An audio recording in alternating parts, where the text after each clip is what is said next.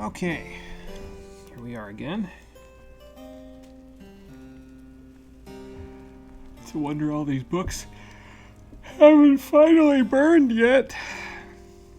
Considering how many minutes we've spent on the title screen watching them go up in smoke. We'll get started in about 3 minutes.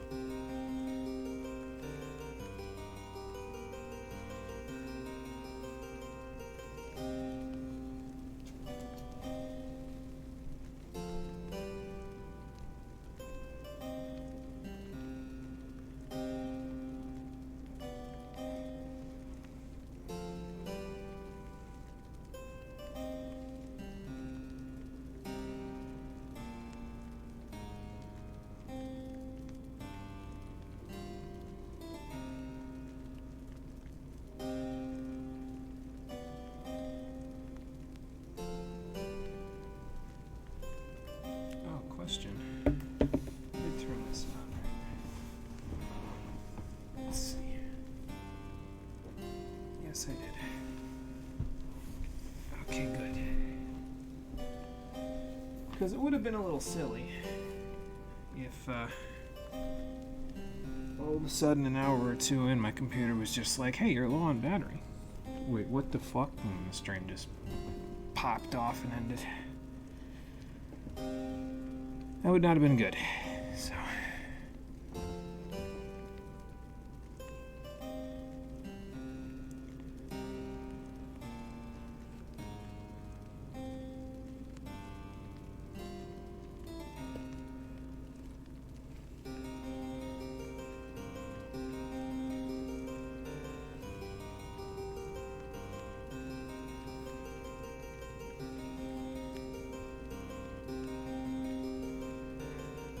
Okay, I think I'm gonna take a drink and then we will get going.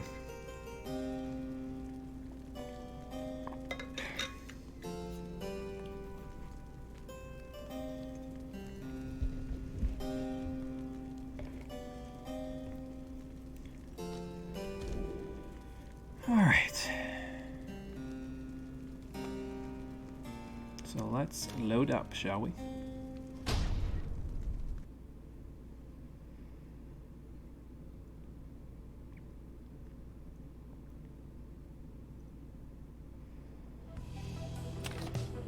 So, after playing so many games in a row where I have no frame of reference for what's happening, I feel like I'm out of practice with my whole trying not to spoil the game before it does things, because I've gone back and watched some of the footage from previous episodes, and yeah, I think I might have accidentally spoiled a few things, potentially almost spoiled a bunch of major things for this game.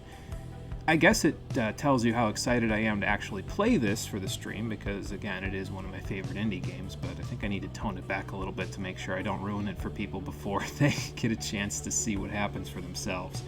So I'll attempt to keep doing that.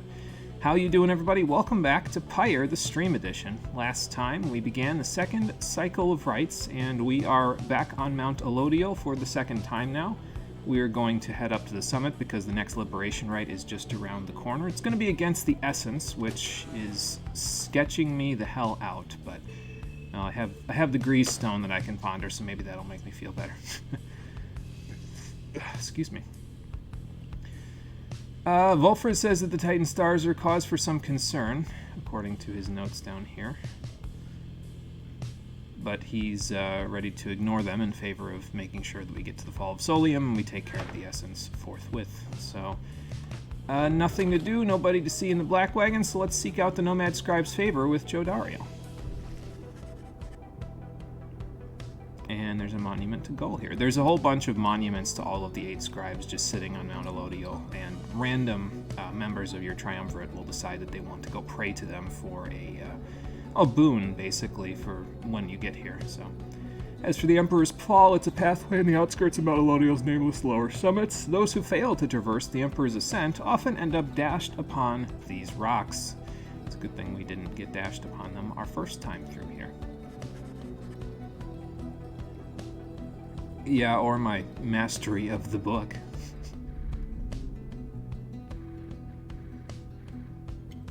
Man. You sure that's paying respects, or is that a little bit of blaspheming she just did? But apparently Gull was in favor of her blaspheming. He's admiring her chutzpah. So fair enough. She gained +2 hope for the next right. So that's good. And we can also do some vocation work here. Now, before we do vocation work, I just want to double check on our experience totals, because I have to start thinking about who I'm going to liberate next. So I want to see where we're all at in terms of experience. Because if we're at where I think we are, which I think at this moment in time we are, I might just go ahead and work on the first quickness study in the book, actually, because I do need to mentor companions to get them higher up on experience, but I don't want to waste this on somebody that I'm just going to liberate anyway, so I might as well do this, and then that way I can kind of take the most of my time. Ideally, this will also allow us to, get everyone to maxed rank by the time the end of the game comes, but we'll see if that happens or not. So let's study in private and gain some small global bonuses by looking at the book. And through greater understanding of the book comes the reader's influence, which again is the small global bonuses that they mentioned when they described this. So the triumvirate whose reader is well attuned to the book has an inherent edge against its adversaries.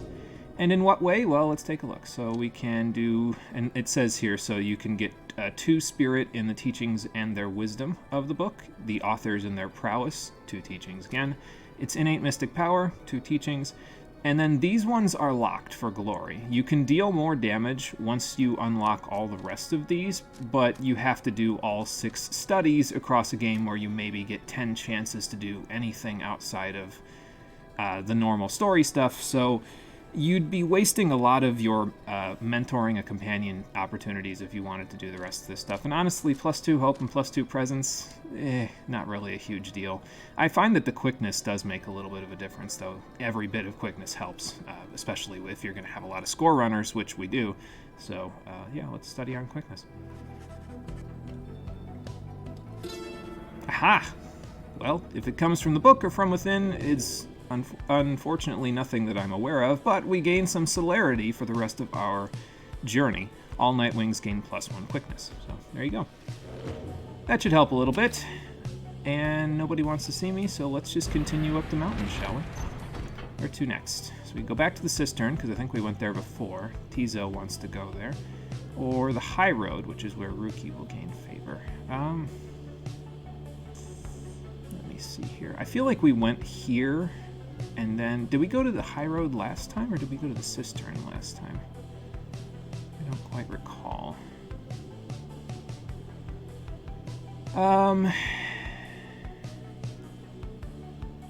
Yeah, I'm not 100% sure. I think I'm just going to go to the cistern, because that's the 2 lower paths, and then we'll try to go on the 2 higher paths next time, if possible.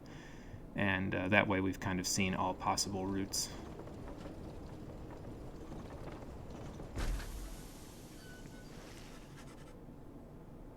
Ah, okay. Tizo, you gonna pay your respects? As for Tizo, well, as it turns out, we can actually hear his thoughts, and according to this, Under King Orez was an old friend of his. Now that's very interesting, because, I mean, I knew Tizo has been around for a while, considering he was around with the Nightwings before us, but the implication here is that he's way older than that, so... And even despite his age, he hasn't grown bitter to the world like Sandra has, so that's interesting. What kind of favor did we get? Oh, Tizo got +3 glory for the next ride. Okay, well, if we wanted him to score, he could score 3 more points now. Very good, very good. Now, without further ado, let's head up to Scribe's Gate. We'll pass through as usual, and then we'll go from there. Alright, Tariq, I think I know the deal this time. So, we have Celeste. Oh, wah. Swing and a miss, Tariq. It's unfortunate. Alright, so same as before. We'll just do all of our passing. Jodariel, Jay, Tizo, Pamitha, Sir Gilman with his flash, Ruki, and Volfred. And I will declare myself as I did before. The farmer with the dream to help his friends be free. And she bought it, so good. Not that it was a lie, just saying. Man. You're really striking out with that one, aren't you, Tariq? Sorry, man. That's unfortunate. However, more fortunate, we have gained the top of Mount Elodio. We have gained the summit. So now, let's see if someone will follow Headwind, or if we'll get completely trashed by the Essence. I'll just give you a hint. If we do get completely trashed by the Essence, I'm going to be using the retry button, so... yeah, just so that you know. That's how it's going to be. Alright, let's read the book. So, last time I read the book, I did a whole bunch of different voices for people. I'm actually going to not do that anymore, so I apologize to anyone who really enjoyed my Donald Duck voice for Haub or my Millith voice, the whispering thing, because that really fucked with my throat. And I have 2.5 hours worth of stream left to do, so I really don't want to do that if I can afford it.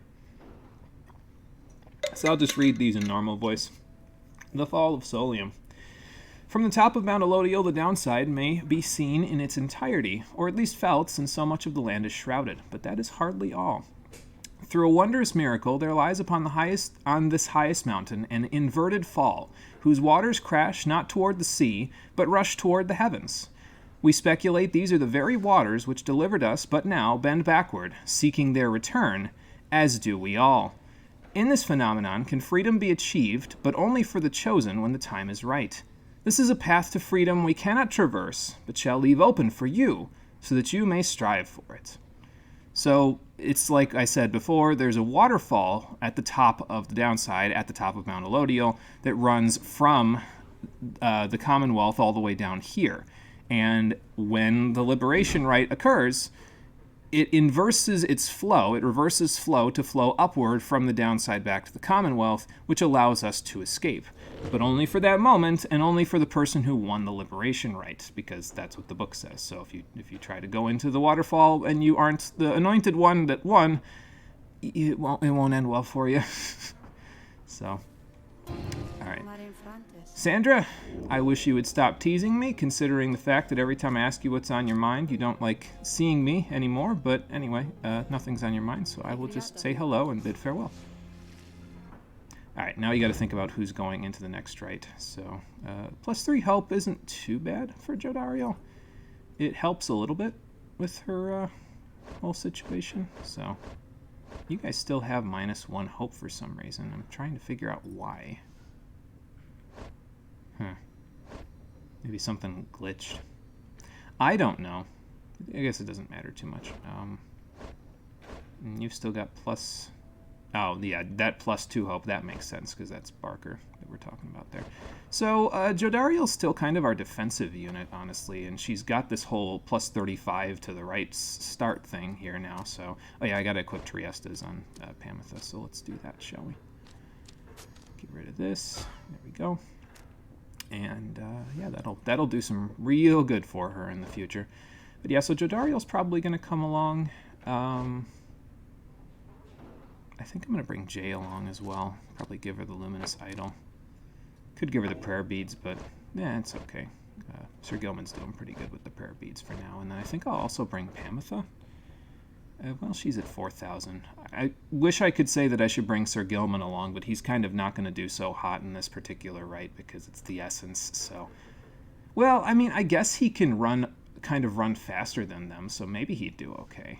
He's just kind of been in a lot of rites lately, so, like, he's already been in 4 rites and he's only been here for a little bit, so maybe I'll just tutor him and get him up from where he's at, so... I don't know. One thing that I do want to do, though, is I want to give some extra stats to people. So if I'm going to use Jodariel and I'm going to use Pamitha, might as well give Pamitha some quickness. So there we go. Now she can fly even faster. And might as well give Jodariel the Moon Serum as well, so that way she gains some presence. Because her presence is already absurd, but now it's even more so, which should help us quite a bit. Alright, I'll leave my inventory looking kind of messy, but that's okay. Take a look at what's in the slug market, and then we'll commence with the liberation, right? Sounds like you need to buy a coat from somewhere, Ron. It's gonna try to be, sure. I'll try to make it exciting as much as I can. So maybe that'll help keep you heated up. What do we got here? So we got +3 of Stardust, and the Infernal Bloom, which has a chance of causing an aura burst when your opponent is banished. So, and it can't be used by harps or saps because, well, harps have a weird aura anyway, and they don't really cast it normally, and saps also don't cast their aura normally. So I guess it can be used by Tizo, though, which is kind of interesting. Usually when they have this sort of a cannot be used by, it also affects imps, but in this particular case it does not, so that's kind of cool. Gives him a little bit of an edge there compared to other stuff. Alright, you're welcome. So Stardust.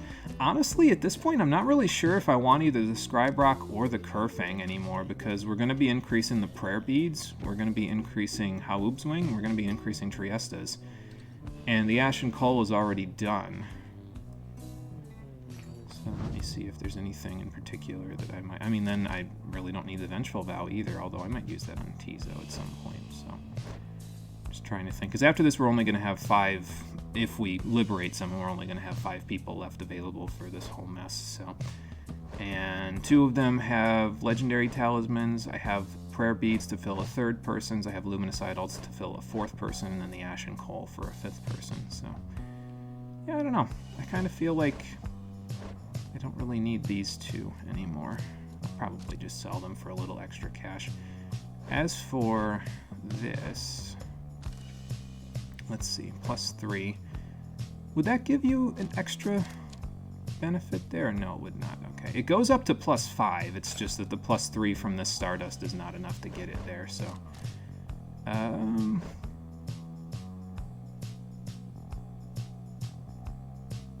So do I keep working on Tizo then? I guess I'll give it to Tizo's. If we get Haub's Wing maxed out, then all I have left is the Prayer Beads and Triesta's, which means I only need 3, 13, 21 more Stardust across the whole game, and that should be pretty easy to get, so, to max those out, that is. So, well, I know I'm not going to use the Scribe Rock, so let's sell that for now. And then, let's see here.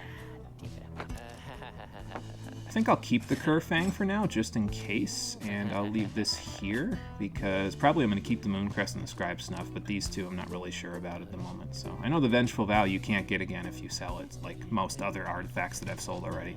It's not like he has the legendary ones just sitting in here, you know. But will do, Ron, will do, because you will restock on Stardust eventually, and that will be all I will need, so... And serums, I suppose, too. Those would be kind of useful. Anyway, let's commence the Liberation Rite, shall we? Here goes something. Liberation Rite number 2.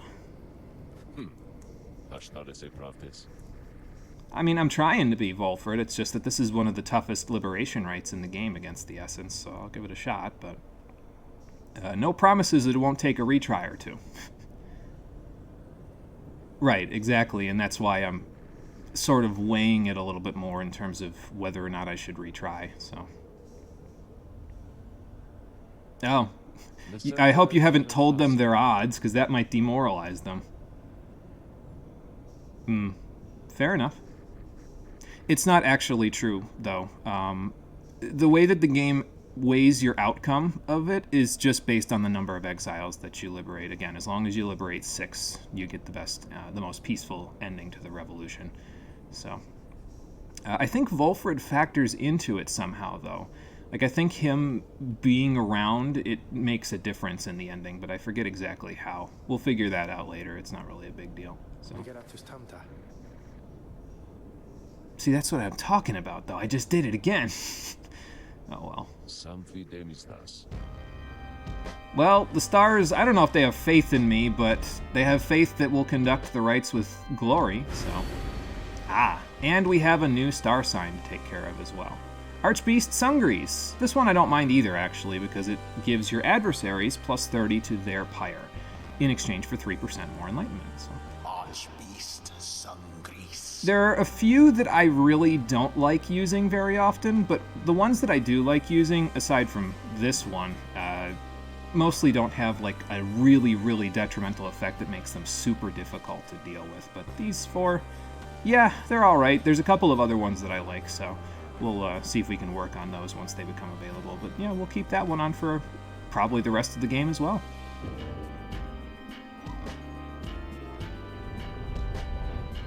Alright, so here we go. Liberation rite number 2. Just finishing your shift. Hope you don't miss this liberation rite. If your shift ends at 5 Eastern, you'll probably catch the tail end of it. So, hopefully you'll be able to see it. Unless it's like really boring and I just destroy them immediately, but that wouldn't be very entertaining to watch. But hello Marie, how you doing? Welcome back. And hello to Voiceman, who is also back. And both might threaten the peace that you guys have up there. Peace, in quotes. But so who do you vote for here? Is up to all of you. I think he votes for none of the above. But yeah, as you can see with Archbeast Sungries on, they gain plus 30 to their Pyre, which actually makes it a little bit more difficult to deal with them. It makes it so that you'll definitely want to use your best scorers, or at the very least you'll want the prayer beads so you can keep scoring over and over and over again. So. Okay, everything is set. Let's hear our pre-battle speech, and then off we'll go. Hello again, Tamitha. I wish I could say it was good to see you, but we both know that's not the truth. Sure you do.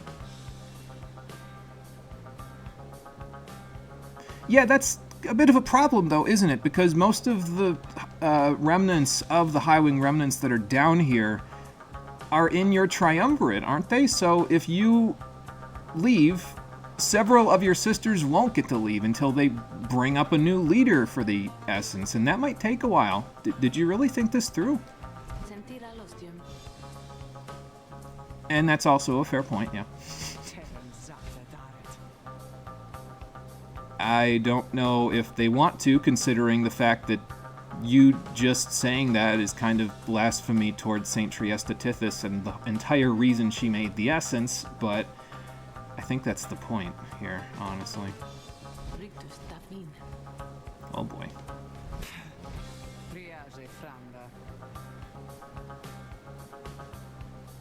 Sure.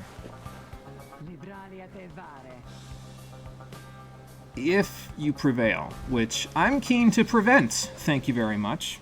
Oh, good, and she's also got an Ashen Coal, so now they have even more Pyre for us to cut through.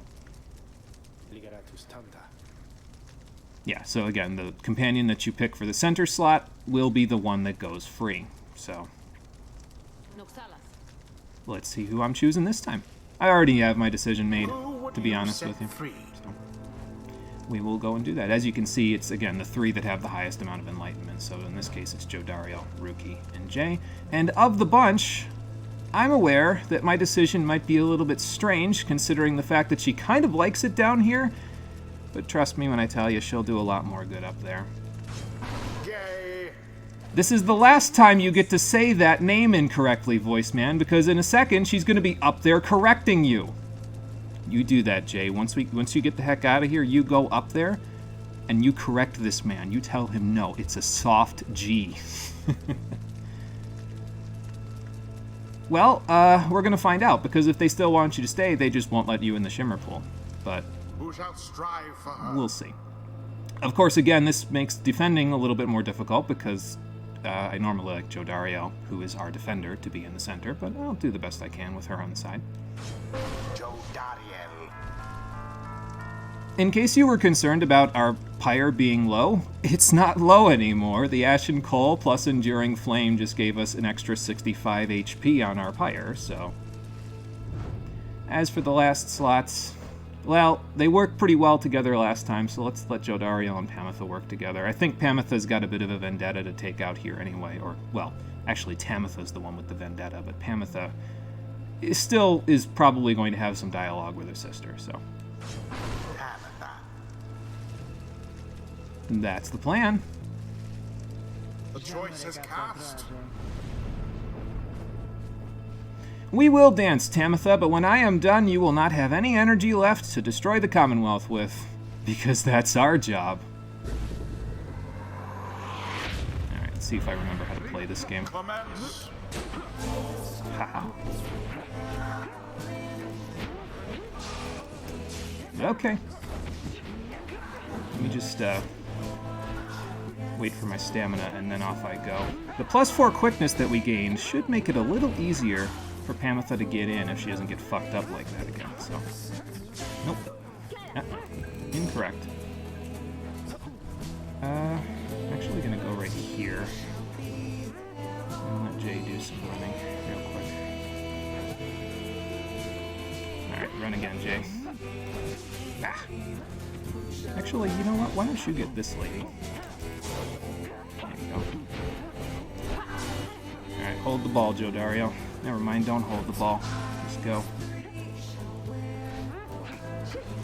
Good. Good first points. Now we just gotta keep it up. What's on your mind, Pamitha? Alright, now listen, that is quitter talk. Don't even fucking think that. She might be wrapped up in this because of you, but her getting out would then be your fault as well, so that would put more blood on your hands. Don't even think that.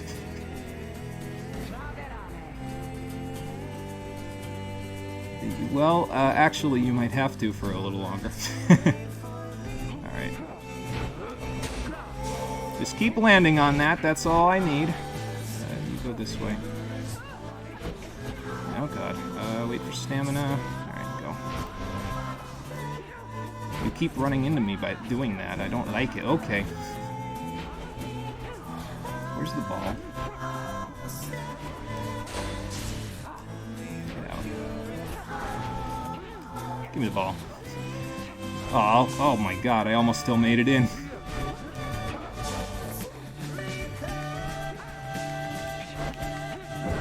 I'll take the ball, thank you. Back Pamitha so we can keep going here. Do a little bit of light and then do a little more. Why am I stuck? Okay, I guess we'll go the other way since apparently I was stuck. I'll take the ball, thank you. See if I can draw them out. Okay, go. Go, go, go, go, go. The center is free. Wait, now fly again. Triestas will activate as long as you fly into the Pyre, so just make sure you keep doing that if possible. And yeah, as you can see, she pops right back if you do that, so pretty good. Snap jumping is also pretty good with Jay, as it turns out, so there you go. Now, it may have seemed a little strange that, oh, well, you know, they can't do all their funky business that they did on their previous fields, like, you know, how they, Manly had the whole Vine thing, and then the Dissidents had their thing where they had the snapcasts immediately and everything. Well, in Liberation Rights going forward, they do have tricks up their sleeves, because from now on, they're no longer going to be right there. They're going to be closer to the ball for the remainder of this rite. And the scribes won't do a damn thing about it, unfortunately. Spewing constantly from Tamitha. Yet here in exile, she is not but talk. Okay, I don't know what I just did, but sure, I'll take it. Where the hell? Who's what here? Where was my aura? Why did I have no aura for a second? That's weird. Oh god. Simply abhorrent. Yeah. Tamatha threw it in. Get it out of your system while you can. Anyway, that was a funky turn, so let's see if we can do something about it. I'll take that, thank you. Goodbye. Okay, wait. I can't wait. I can't wait. I gotta go. Fear not, purify. I can't wait. I gotta go.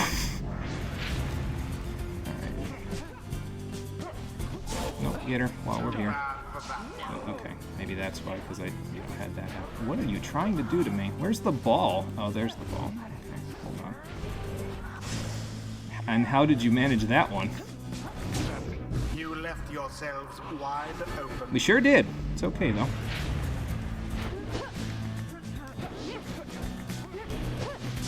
Aha. Did I get her? I did get her. Good.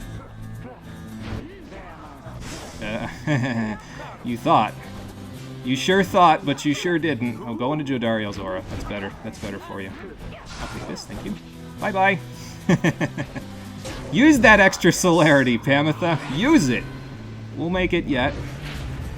Alright, go ahead. Oh, God. Run first, then go. That's it. Fall right on it. Thank you. What up? Keep doing that. I'm in a meeting. Alright, go, Jay, go. Go, Jay, go. Go, Jay, go. Eh. Yes! Good shot. Okay, that will work very nicely for us. And we're all still on the field, so very good, very good. Jodari, mind it? Thank you. Good work. Jay, how about we go? Whoa. Do that. Grab this. Goodbye. I don't know how that works because I definitely didn't have any mind of where the ball was, but hey, I'll take it, so. And I'll take this, and then I'll die. 1 and 2. Sweet. Nice work, Pamitha. Alright, grab the ball. Get your stamina. We'll head this way. Wait a second. And go, go, go, go, go. Awesome. Hey, John. Thanks for resubscribing. Noxalis. We won.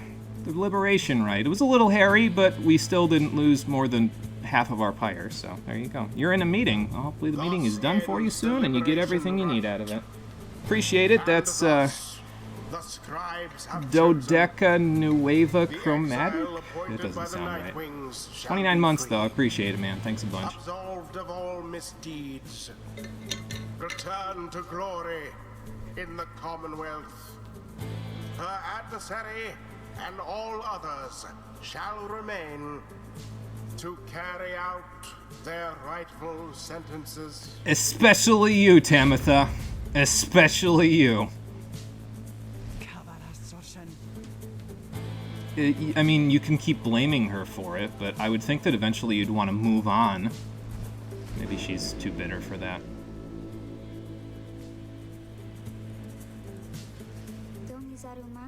You can go home. To a new home. Just make sure you find Hedwyn after this, because we don't want people condemning you and making fun of you like they did the last time you were up there. It does.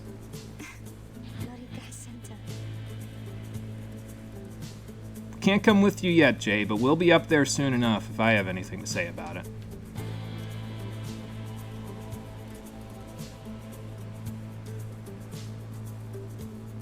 We'll be there, Jay. Don't worry about it. But again, go find Hedwyn. He'll help you out with this whole thing, okay? Goodbye. I'm sure they will. Jay has earned back her freedom. She is set to return to the Commonwealth and leave the downside forever. I hope she does okay, because again, she didn't have a whole lot of friends up there before. But if we have anything to say about it, soon she'll have a whole lot more. Godspeed, Moon-touched one. The 8 scribes are ever merciful. By their grace, the cycle of the rites may soon commence again. Again, I always get a little sad after the end of each Liberation Rite, because I know that we won't see them again. So, it's unfortunate, but that's the way that it rolls, so. How close are you to rank 4? Oh, 375, that's not too bad. Okay. Well, then she'll have greater celerity, and she'll be able to fly at almost double her normal speed, so. If you didn't think she was atrocious already, she's about to be more atrocious, so. May the scribes have mercy on us all.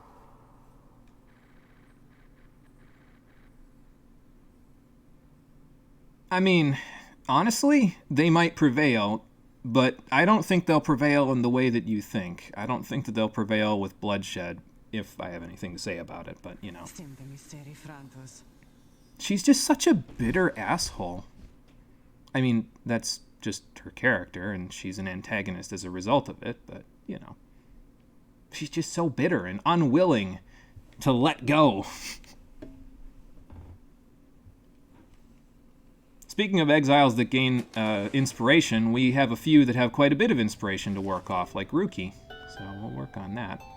Oh good, we got Sungrease, The Essence, and On Mercy to read. So it was, because we got Jay home. Good work, everybody.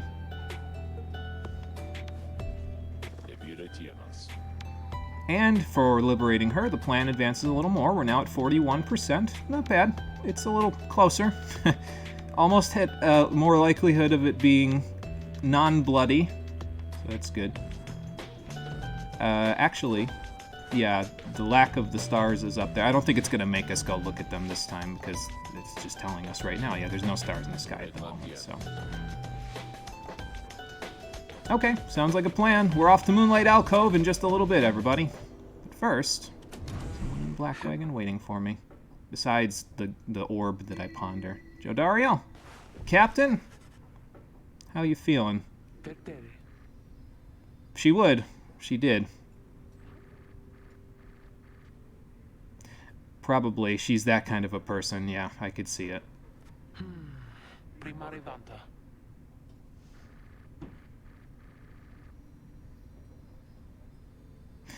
I mean, I kind of, in a way, agree with you, but I really wanted her to go up there and correct the voice man on her name pronunciation. Plus, she's got Hedwyn and the rest of Volford's agents up there. They may not be necessarily her best friends, but all the more reason for us to get a bunch more people out of here so that they can join her, right? Yeah, specifically you.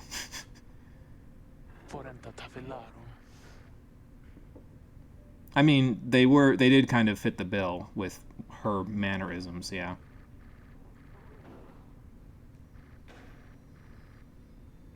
She'll be okay up there. She won't be good until we get more people up there with her, but she'll be okay up there, so.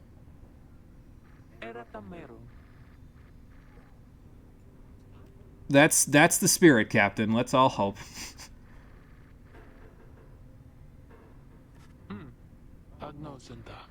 Thank you for helping her get there. You rest well, as well.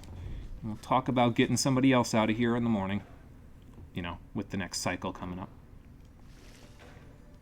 Alright, so let's read the book. See what the 3 sections we had in here. We have Archbeast Sungrease and then stuff in the other later chapters, so let's take a look. Know you the sacred Mount Elodiel, the highest peak within the lowest land? Then know that it is no mere mountain, but the fractured bonework of the world titan himself, the Archbeast Sungrease. This one's bog-dwelling companion Millith is too mild in her account of our ascent. 'Twas not a pleasant mountain hike, but a pitched battle spanning 17 full moons. Finally, the 8 of us, we climbed atop the brow of old Sungrease. We merged our strength and struck the mortal blow, such that the Archbeast finally shattered to pieces. 'Tis no mere myth that from the Archbeast's eye the Shimmer Pool emerged, the sole means of freedom from this land. So they slayed the World Titan, I would imagine that was, like, inseparably fused with the rest of the planet that we're on. And in the process of doing so, Archbeast Sungrease's tears will now fall for all eternity as the Shimmer Pool, the top of the river Scalorian, which reverses its flow when the liberation rite occurs, which explains why that can happen, because it's literally magically infused with the magical abilities of the World Titan. So, yeah, that's something. Anyway, on to the 9 Triumvirates. We get a chapter on the Essence here, so we can see just where they went wrong. The ones that are around now, anyway. The winged members of the Essence, each chosen by the matriarch Triesta Tithys, are living exemplars of liberty and piety. Would that my wings could be thus. You of course must know, we all had wings. It is said the people of the Empire relinquished theirs, drawn in by earthly matters as they were. But the harps, such as Trieste, held tight the liberty their plumage could afford. These divergent paths did cause a share of differences between the winged and the wingless over time. But here in this land, our purposes are shared, our goals united. That, then, is the essence. That is who they are, and what, and why. Liberty and piety, huh? Yeah, I can see how they went a little wrong in that department. On the Commonwealth. On mercy, even. What does Trieste have to say about mercy? Mercy is the beating heart of a truly free society. Mercy even for the perpetrators of the darkest deeds, except the Sisters of the Arch. They can get fucked. As our liege Sulliamer drifted in an ocean of regret, he found there mercy, or rather, it found him, and it saved his life. Mercy, freedom, they are intertwined. A society which raises a clenched fist against its own shall follow the doomed path of the Empire of Sar, which is probably why they stuck the Sisters of the Arch in the orb. Ours shall be a merciful society. May the perpetrators of the darkest deeds be sent to join us here, where they may learn as we have. Mercy shall engender union among all our different kind. We shall stand shoulder to shoulder, equals in the same society. St. Triestitithus, about that, your system sort of allowed people who knew how to game it to become the rulers and continuously fuck over people who were worse off than them. So I think you need to make a few edits to your plan of action for society. Fuck, you missed the liberation. Did the enemy at least score once? I think they scored 3 times, actually. So they almost got me down to half of my Pyre, but Jodario was there, and she has, an ability that gives us plus 35 Pyre, and the Ashen Call, which gives us plus 30 Pyre. So we had, even with the one that lowers our Pyre by 30, we still had 135 Pyre to work with. So they got it down to like 80. Probably the closest anyone's ever gotten, to be fair, but it still wasn't enough. So, okay, so Ruki's got to work on his inspiration. He'll get to rank 4 in the next right he goes to. Tizo's definitely going to work on it, because I think him and Sir Gilman are at the lowest amount yet now. Yeah, so definitely going to bring Ruki and Tizo next time, and then Sir Gilman can come along probably too. All right, then. So we know what we're up to. Let's head to Moonlight Alcove and wait until the next cycle, shall we? Now, I did a little bit of calculating, and I think in order for me to finish this game in 8 streams, which would allow me to finish it before Thanksgiving, I'm going to want to do 4 rights total today. I think it's feasible, but that might also make this stream 3 hours long. It should be okay, though. My eyes haven't really been bugging me as much with the game, but today might be the deciding factor on that. We'll see. But before we see, let's bide our time to the 3rd cycle. Well, yeah, I mean, it's still getting pretty close to winter at this point, so I would imagine that they'll come around soon enough. And then after that, it'll be a little bit of a longer section of rights, too. But Volfred will leave us at the Moonlight Alcove for now. He's got an errand to run. Who knows what he's up to, but we'll see soon enough. After we let some time pass. There upon the sacred mountain, you and your companions once more await the night the stars begin to shine again. The plan of which you are all a part is set in motion.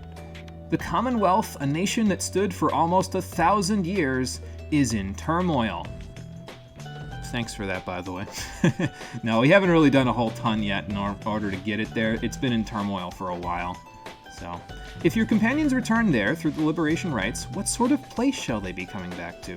Well, it's all up to you, depending on how many you liberate. But in the meantime, many moons pass, and the 3rd cycle, well, we'll start with a storm?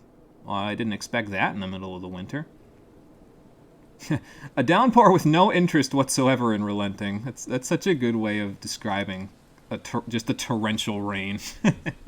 I should use that sometime if I ever write again. I've been doing some very light writing recently, but not a whole ton, so.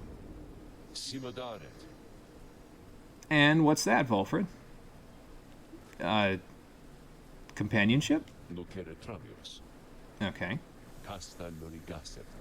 Oh, yeah, well, that is fair. That is why you said you wanted to have one person for each mask, because you wanted us to embody the 8 scribes, so. Fair enough. And they would want to see all of us standing shoulder to shoulder if we're going to make a big difference in the world.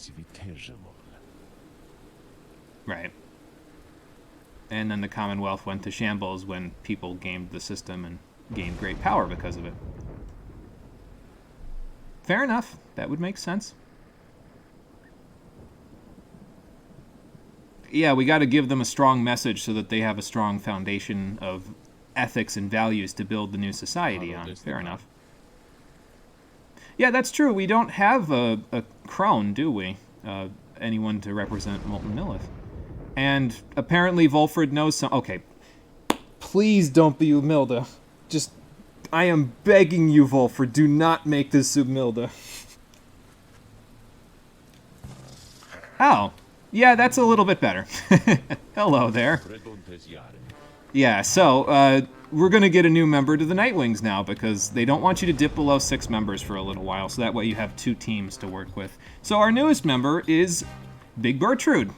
She's the one that fixed the wagon so we could go sailing away. Yeah, she apparently is leaving her business in the care of the rest of the Bog Crones in the Flagging Hands, and she's going to come help us.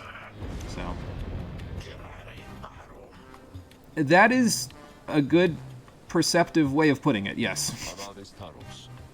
The time has come for all of us to go free. Okay, cool. Well, that makes it a little easier. We don't have to, like, introduce her from square one.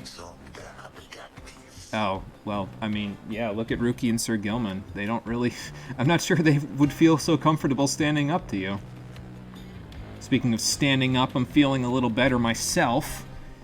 I mean, the rain isn't helping my legs feel better, but I can stand without help now in this 3rd cycle, so that at least is good. I ain't running anytime soon, but, you know, little steps, little steps. Oh, well, she would, actually, and she'd use them in her experiments, but, you know. Fair enough. So yes, the Nightwings now have 1 person for each mask, if you include Volfred, even though he won't participate in the rites. But Bertrude has joined the group, and she doesn't really have a powerful presence, but she is a very good scorer, as we'll see soon enough. Yeah, we should probably look up in the rain from under some cover so we can see which of the several stars we're going to choose our path towards. So who we got this time? And we should look at the planner to see who's up and coming here. We got Haub, Gol, and Orez. Man, they really like those 3, don't they? They've been showing up in pretty much every single cycle so far. We haven't had a chance to go back to the Waking Wood or anything. So yeah, the Withdrawn and the Fate are looking like our biggest opponents possible here. So, but as you can see, if you go all the way down here, now that the Essence have failed in their attempts at the Liberation Rite, it's going to be a long time before they can make it back to the top of the leaderboard and try to fight us again. So, excuse me. All right, let's go see who's where here. At Orez is the Withdrawn. So what could happen here, basically, is if we take on the Withdrawn here, it's going to be... Unfathomed Plurnas, why are you invading my sky? Oh my god, the Astralborn's over here too. They're all invading my sky. That's not good. Because maybe it's because they're activated, actually. That's probably why they're showing up. False alarm. Pay no heed. But yeah, if we challenge the Withdrawn here, we might actually prevent them from fighting us in the next Liberation Rite. It might end up being the Fate if we challenge them here. So I just have to figure out who I want to go. We've also got the Accusers down here, and the Tempers down here. Don't really got to worry about the Tempers all that much. The Accusers are probably going to be like the...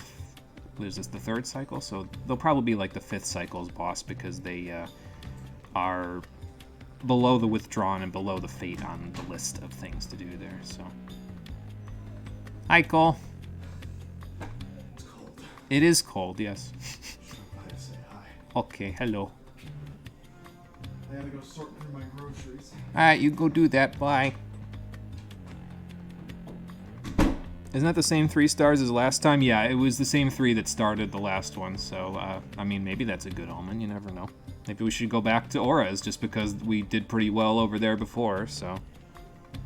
Yeah, you missed the liberation right, so, Jay was actually the liberated one, so hopefully she will prosper, all things considered. So yeah, we could either go up there for the withdrawn, or we could go here for the accusers. Again, I'm not really too concerned about the tempers for right now. I think I'm going to go up here, actually, because I don't mind fighting the Fate in the next Liberation, right? The Withdrawn are a little sketchy, but I think it'll be okay. I'm actually not sure how well this will work out, actually, considering the battlefield. They might have a decent advantage against us on the battlefield because of all the crags that they can jump through, but we'll see. Yeah, I'm pretty sure that's fair, because she wants to resummon an astral-born demon that tried to kill everyone before this. Yeah.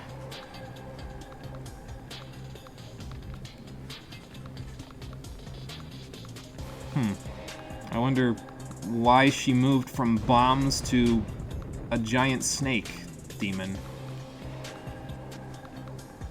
Uh-huh.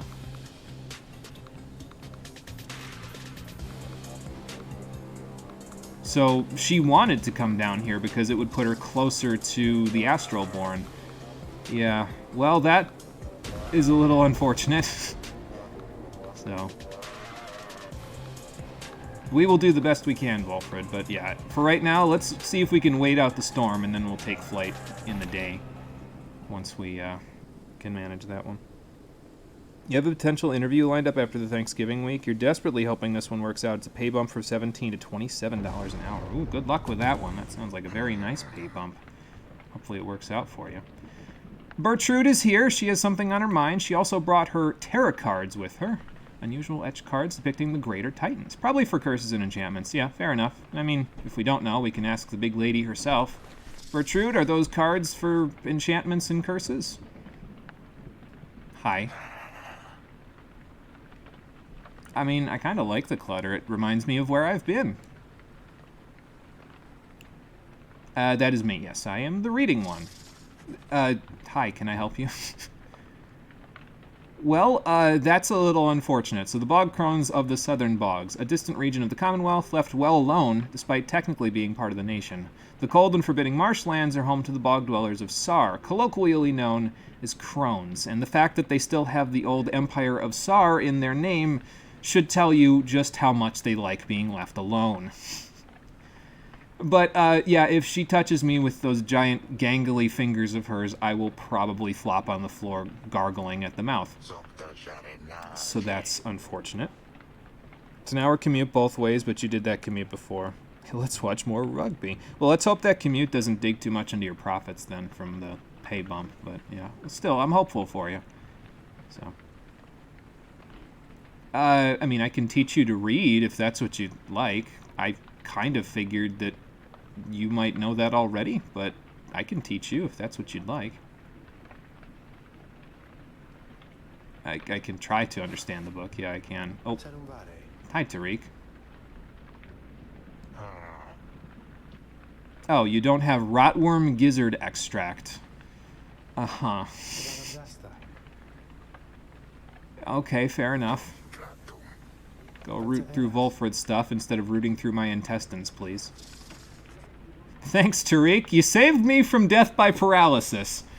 I was just managing to get back on my feet. I don't need my legs to give way due to her touching me in the wrong place, so...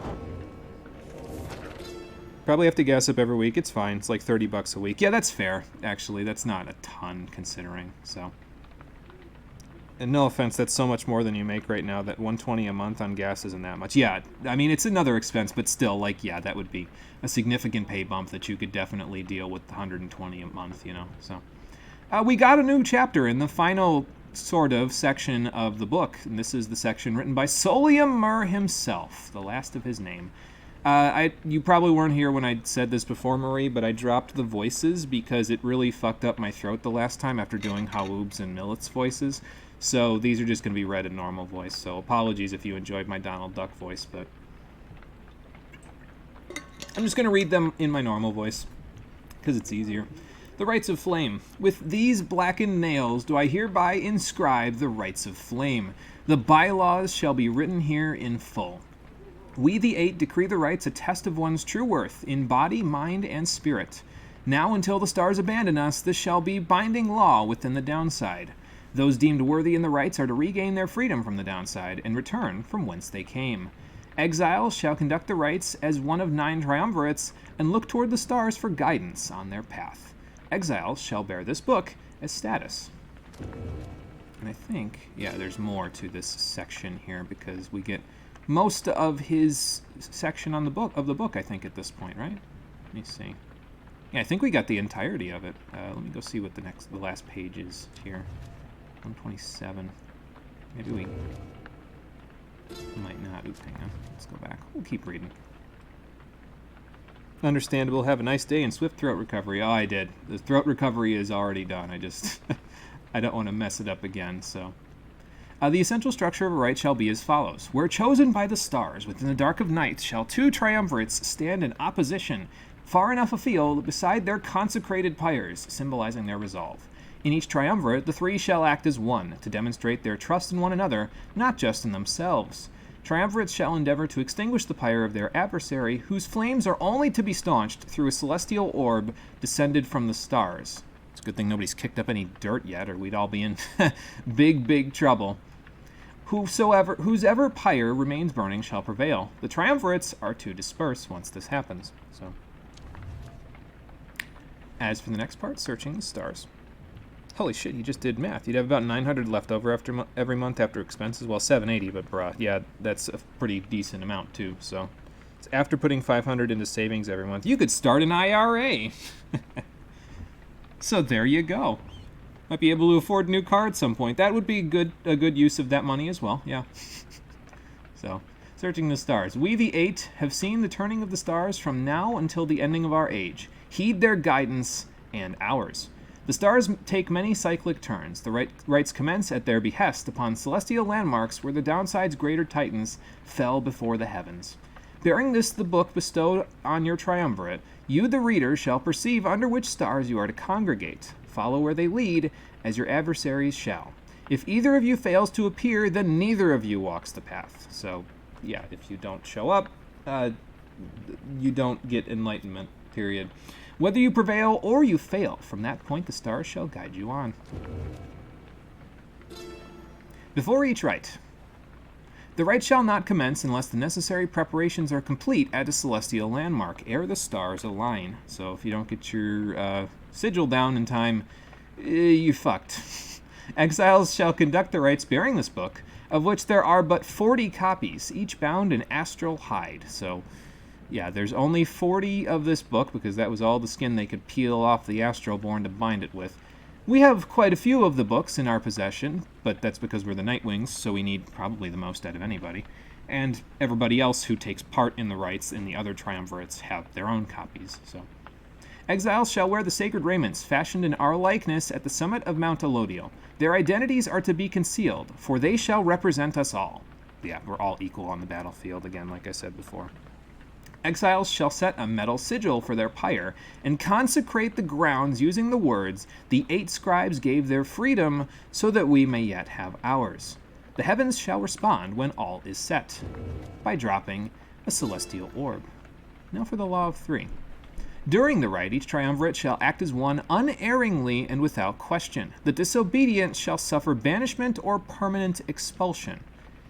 I think you guys need to work on that, Solium Mur, because the Essence kind of disobeyed that in the last rite, and they faced no such punishment.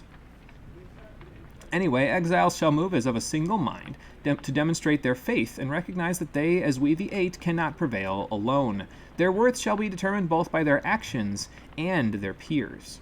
Triumvirates lacking experience in this may designate a reader whose focus on the book may help the others to coordinate. However, only those who shall conduct the rites firsthand shall walk the path toward enlightenment and become eligible to regain their freedom. So there are the damning words in the fine print of this contract. Only those who conduct the rites firsthand. Which means I am pretty much fucked at the chance of ever getting out of here because I'm not conducting them firsthand as their reader. I'm just cheering them on from the sidelines and helping them coordinate. So unless I want to blaspheme this book and end up probably being burned at the stake upon leaving this place by the scribes themselves, I ain't getting out of here. So that's fun, but at least I can help the rest of them leave. The Burning Pyre. Let me take a drink before I continue with Solium Mur's decrees.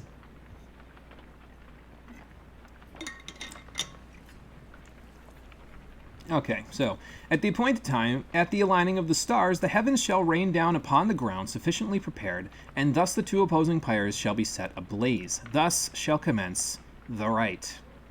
Triumvirates are to protect their pyres as they would their lifeblood. Lifeblood itself is never to be shed before, during, or after any rite, lest the disobeyer suffer permanent expulsion. Exile is injury enough. The rite is an act of mercy, which is why we don't really hurt each other in this whole thing. I mean, our auras banish each other, but we can come back from that. We can't come back from open, gaping wounds, so, you know. Fear not the purifying flame.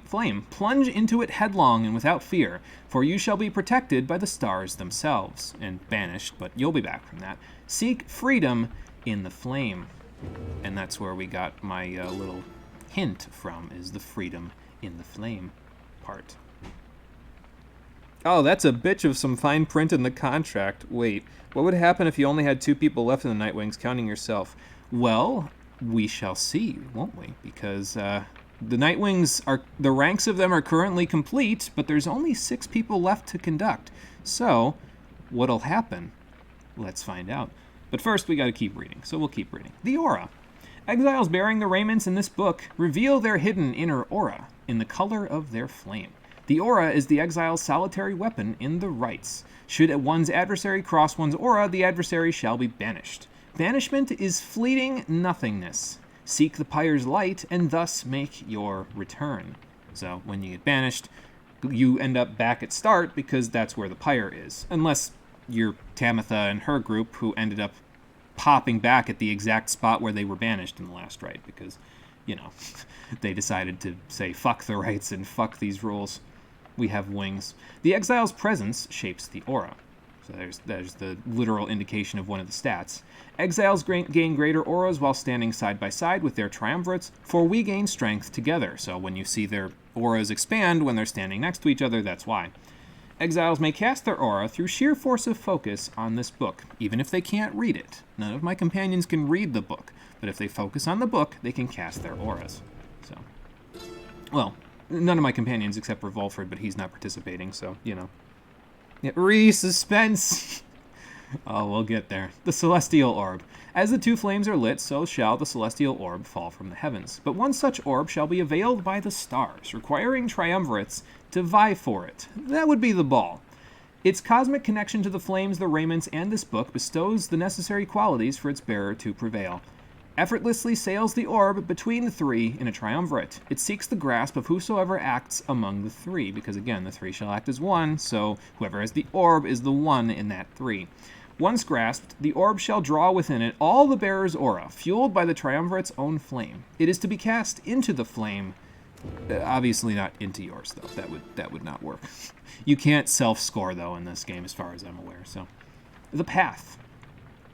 In each rite we gain enlightenment, whether we prevail or we fail. Indeed, through failure do we tend to learn the most valued lessons, provided we survive. None among us have prevailed without end. Unless you're me so far, but I'm sure that's going to come to an abrupt end pretty soon. Exiles who walk the path toward enlightenment shall at times be struck by an epiphany and achieve mastery in some respect. Choose well amongst these blessings we bestow, thus you may yet achieve your potential and surpass your adversaries. Whenever you prevail, your triumvirate earns favor. In time, the triumvirate with the most favor shall be summoned to the liberation rite to earn a chance at freedom. Then the cycle shall begin anew. But as always, that's only the one that has the most, what was the word he used there? Favor, yeah. So, there you go. I think this is the last page in this one, isn't it? Yeah, it is. Okay, good. And the last page in Solium Mur's decrees, Liberation. The liberation rite takes place upon the fall of Solium under a blooded moon witnessed by the heralds from the stars. There the most favored triumvirate shall confront the one which we appoint. These two triumvirates first shall pass through the Scribe's Gate, where their worth shall be assessed under the stars. Only the most enlightened exiles within each triumvirate may be anointed for a chance at freedom. Two of their companions shall support them whilst they strive. The anointed champion of the triumvirate which prevails then shall plunge into the Shimmer Pool and return in glory. So there you go. That's basically everything you need to know about how the rites work. Oh, look, another recommended channel that's playing Metal Gear Rising. Oh boy. Just getting that recommended all over the place. It said two of their companions. Yeah, so like there's one that's being liberated, and then the other two are the ones that are supporting them in that in the liberation process. So, let me think here. Who do I want to give the Ashen Coal to in the next? I guess I could. I'm probably going to take Ruki, Tizo, and I guess I could take Bertrude because of the fact that she's at the lowest amount of current enlightenment. She'll instantly get to rank 2 as soon as you take her into the next rite, but as you can see, she's a pretty good scorer. She has 25 glory to start, so that'll help her out quite a bit. Just trying to think how I want to do this, because if I take Ruki, he'll get to the next rank, but then I have to take Tizo. I can't take Sir Gilman because I'd want to take Bertrude, and Ruki plus Sir Gilman plus Bertrude equals hyper offense, basically, because Bertrude's a scorer. So, I guess I could give, let's see, I think I'll give Ruki the Ashen Coal, because Tizo's going to have Hau's Wing, and I'll give you the Luminous Idol, because you have lower quickness, so you'll probably use more of your stamina getting to the ball. Or maybe I'll give Bertrude the Ashen Call, actually, because she doesn't currently have one of her good masteries to help her with her quickness. Which would mean Ruki would probably be a better fit for the Luminous Idol, so I'll give her the Ashen Call. Give Ruki the Luminous Idol, and off we'll go. What happens when the Triumvirate hits 2 people and a reader? Oh, soon enough. If we keep up this winning streak, we'll find out soon enough, don't worry. So, alright, but anyway, we're done with all that stuff. Does Sandra have anything to say before we keep going? Nope. Okay, fair enough. I think she usually doesn't get anything new to say until you unlock the next scribe trial for each of your friends, so. Well, it's still raining, so I guess we'll get out of here, even though it's raining. Bertrude, you ready to fly through the sky? Alright, fair enough. Then off we shall go, and we'll see where we need to land near Under King Orez's moment of triumph. Oh look, there's another little section to look at here, at the Scalorian shore. It's a frozen oasis tucked between the chaos of the Waking Wood and the sacred Mount Elodial. A place to pause and reflect before a grueling mountain climb. Yeah, fair enough. Well, I mean, it's very cold, and I imagine you guys don't like it being very cold, so... Oh, yeah, fair enough. I imagine they wanted for a few warmer comforts while they were down here. Fair enough. Off we go. We will head away from this place, then. Let's see, any other points of interest? I mean, there's the Dissidents. We can give them a love tap if we want. Hey, Barker, what's up? I mean, trying to, yeah. Your wagon's flying now, too, though. It's pretty fancy. I mean... Sure, whatever, man. Okay, fair enough. Okay. Thanks for the love tap back, I suppose. Sometimes I like running into them just to see what they say, honestly. Like, it's no disrespect or anything, man. It's just like, it's just funny listening to them go, "What the fuck just hit us?" So. Oops, someone else coming. There's the Pyre Hearts. I'm afraid I'll give Sir Deluge a heart attack if I run into them, so maybe we won't do that for now. So. You're gonna fucking read even louder. Why are you tormenting me? Because I can't spoil it yet. What do you got here? a more restful current, which will allow us to work on vocations. Rare fish for the catching. Don't really need the money. Ragged rock. Something of value on this route. So there's 2 values, and then there's this place, which always seems to be the place where we land. This one might allow us to work on our vocations, actually, because it's more restful. So we'll see if that's what ends up happening. Gaze into the abyss. Oh, fun. My favorite activity. Ponder the orb. That's the River Frost, not the Grease Stone. Sorry, River Frost. There you go. Light you back up. Volfred, what's going on? Oh, okay. What you got there? Oh, yeah, I suppose that's fair. If you've got supporters on the other side, especially like with Hedwyn and Jay, they're going to want to know how we're doing, so. I mean, I imagine you do it through the imps, right? I don't know how the imps get all the way up there, but fair enough. Most of the time, huh? Yeah, so messenger imps, in this particular case, the one that gave us the letter that told us that Hedwyn was doing okay, him and a few of his friends are actually able to deliver news to and from the Commonwealth.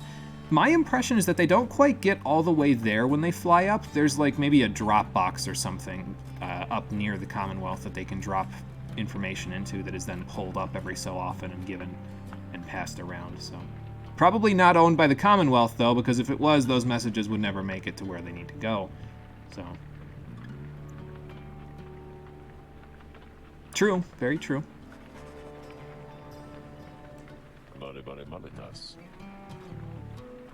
Oh, okay.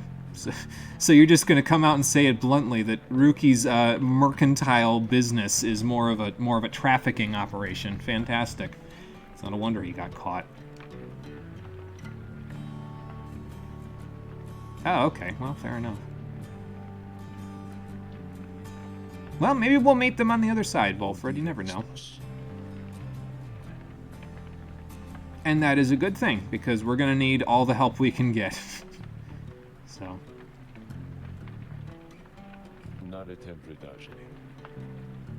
Oh. Yeah, well, fair enough. And at the moment, the plan, if I recall correctly, is at 41%. I guess I can hover over it if he mentions it again, so.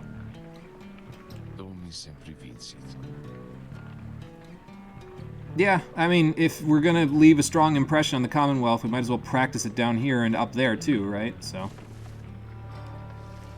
I like the way that Volfred develops in this game, honestly, because you first see him and he's kind of a bit of a dick, honestly. Like, he's sort of like, okay, well, you can go now. And you kind of get the wrong impression of him right away, but the reality of the matter is that he's very dedicated to what he's doing, and he's a born leader, practically. It's just that he isn't currently participating in the rites because he's so busy with his own work and getting this whole grassroots operation off the ground, so, yeah. The Withdrawn are our next opponents. I've already placed everybody with their stuff, so we'll see how it all works out. I'm not sure if it will work out, but I will do the best that I can. Let's gaze into the abyss and see what Tizo's got going on in here. Maybe we'll get some more time? Maybe not. Hey, Tizo, what's up? Oh, okay. Or we could just have a decent meal and take opportunity of the bountiful waters here, so that's good. And our companions have gained +1 hope for the next rite. Let's enjoy their company, because sometimes it's difficult to get those little moments down here, so we might as well take them while we can. No vocation time, but hey, that's okay. We could have gotten a little bit more money if we went to the other directions, but that's okay. We'll get some money. We've still got some money waiting in the wings for me selling talismans that I'm not using, so. For now, though, we have a rite to get ready for, so let's do that. Oh, Tizo's here. Hey, Tizo, what's up? What you looking for? Hey, buddy. Yeah, Kurhi to you as well. What are you reminiscing about? Oh, okay. What did they give you? Oh, well, that's unfortunate. Do you want some help? I can help you find it if you want. Oh, well, that's unfortunate. So you know what he's looking for? Oh, okay.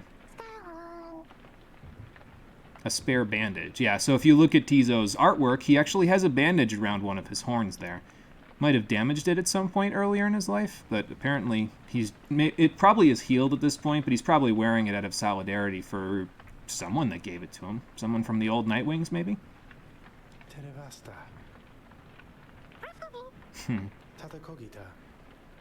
I suppose as long as you keep those memories close to mind and heart, it's the important part. I still think he would have liked to have had it, though, Tariq. You never know. Oh, boy. It doesn't? Oh, why would he do that? Well, I mean, yeah, we look at him now. Yeah, he's clearly special. We can see it. Drive imps themselves are ravenous creatures indigenous to the downside, possessing few passions other than a fast meal. Few in the Commonwealth believe these beasts are real, though stories of them are often told in jest. And this is why I said, yeah, most imps aren't exactly common knowledge in the Commonwealth, which is why even if messenger imps manage to make it up there, they probably aren't in clear sight of any commoners because they obviously don't know about them, so... Yeah, we heard about the misfortune. It was unfortunate what happened. 2 people in one day, Jesus Christ. Maybe. Well, I know he's resilient, but now I know you're saying I shouldn't worry about him, but I am a little concerned. I hope he's able to get over losing it, or never having it to begin with. Maybe it's part of him being older. We got a roster bio update on Tizo. We can take a look now because, yeah, we didn't have an opportunity to read through this before, so we now know him as a venerable drive imp who seems to know the ins and outs of the Nightwing's Black Wagon. We don't know much about him. He really didn't have a crime, a motive, or years exiled because he was born here, but he was born under Torvin, suggesting he is steady and collected. Yeah, fair enough. He's a pretty steadfast person in our party, so... There are a lot of imps in the downside, but few, if any, are like this one. In fact, he seems to be descended from the most famous imp of them all, so he's related to Haub in some way. I mean, it makes sense. Look at the legendary talisman he's got. Tizo is older than he appears and drove the Black Wagon of the Nightwings for many years, learning much about the rights while traveling with the Triumvirate. But when misfortune fell, he disappeared. He re-emerged years later, having become an integral part of Volfred's plan, and to serve as a liaison between Volfred and a certain band of exiles whom he entrusted. Those roster bio updates, by the way, happen after you face certain triumvirates a certain amount of times, or when certain story bits happen, so you'll get a little bit extra information out of people. I think at the moment we've really only got... yeah, we don't have rookies yet. We probably got to fight the Dissidents one more time for that. Probably same thing for Sir Gilman. And then for Pamitha, probably got to fight the Essence one more time to get that. For Bertrude, we got no idea. She just got here, so it's going to be a little while before we get anything out of her. But we'll worry about that later. Let's go to the Slug Market. Well, she's been liberated, Ron. She's made it back to the Commonwealth. I'm sure you did. I liked her as well, but she's up there now, so... Alright, so we can get +4 from this scoop of Stardust, so let's grab it. And I think... Yeah, I think I'm going to sell the Kerfang, because I don't really foresee myself using it in the future, so I'm just going to sell it back to him. You're welcome.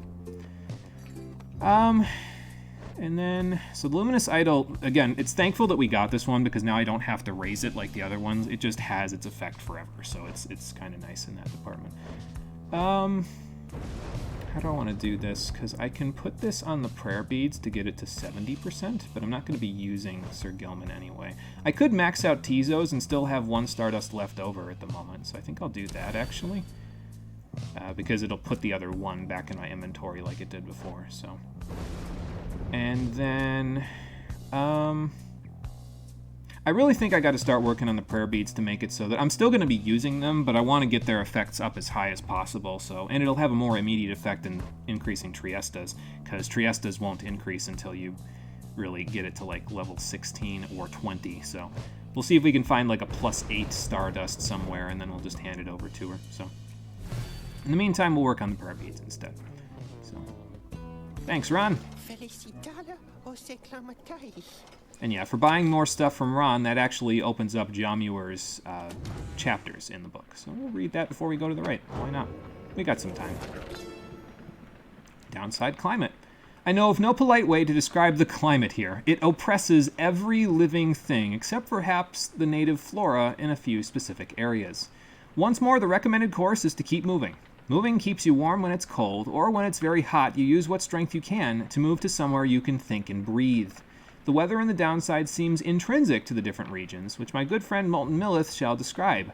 Shelter can be difficult to find, and you cannot stay in it for very long. Perhaps, however, shelter can accompany you rather than constrain you, which is the idea behind the Black Wagon. You take a wagon, and then you just have shelter from all of the inclement climate down here, namely the rain. Because for right now, that's the biggest problem. Anyway, we gotta fight the Withdrawn, so let's do that, shall we? More dour than usual, huh? Well, I mean, consider who we're fighting, so...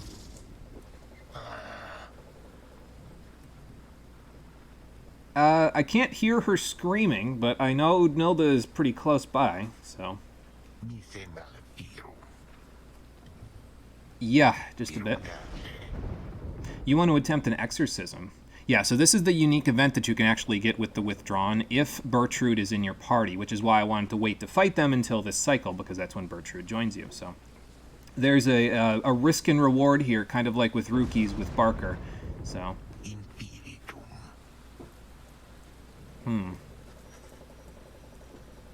So, if the risk is successful, if you win the right, Bertrude will cast a curse on Udmilda that will permanently weaken her for the rest of the game. It's not quite like Barkers and Rookies, because we didn't weaken Barker, but at least Rookie didn't owe him any money anymore. As for Udmilda, well, we'll get to her. So. Yeah, so as a part of the ritual, we need to actually invoke Islak. I'll say it just because it's right there, the Astroborn. That'll be my one and only time saying the Y word. And yeah, it'll make her stronger for the right, but if we win, Bertrude will be able to do something to her to weaken her for the rest of the game. Again, it is a risk though, because Bertrude herself could be weakened if you fuck up, so let's keep it in mind. I'm going to invoke it, though, because it's worth the time, so... This is one that I don't activate for the remainder of the game, because look at the effect that it has. Unfathomed Plurnes will give all of your adversaries +8 quickness in exchange for 3% extra enlightenment. No! I already know what +4 quickness does to Pamitha. Why would I give my opponents the ability to run circles around me? So that one we won't be invoking. Yet. I'll be considering invoking it later, but I'll tell you when that is going to be. But for now, no thank you. We only need to have this one invoked anyway in order to do this, so... I'll leave the other ones that I wanted to have invoked on, though, because it's just easier. It's easier than turning them off. Now remember that Bertrude is a crone, so she's going to get a little tutorial here to give you an idea of what she's capable of. Much vaunted reader has returned. But first we have to listen to the voice man. It would appear his ranks grow stronger. We're back up to 6. Consorting with the bog crone Bertrude, are we? Ah, so you're already familiar. How very strange that you befriended her. Is it? At any rate, your adversaries in this rite shall be... Trap music. The Withdrawn. Or them. Put out their flame and walk the path to liberty. I will attempt to. Their pyre is going to be a little bit larger, but we'll get a little bit back on ours anyway because we've got the Ashen Coal, so... Hello, Milda.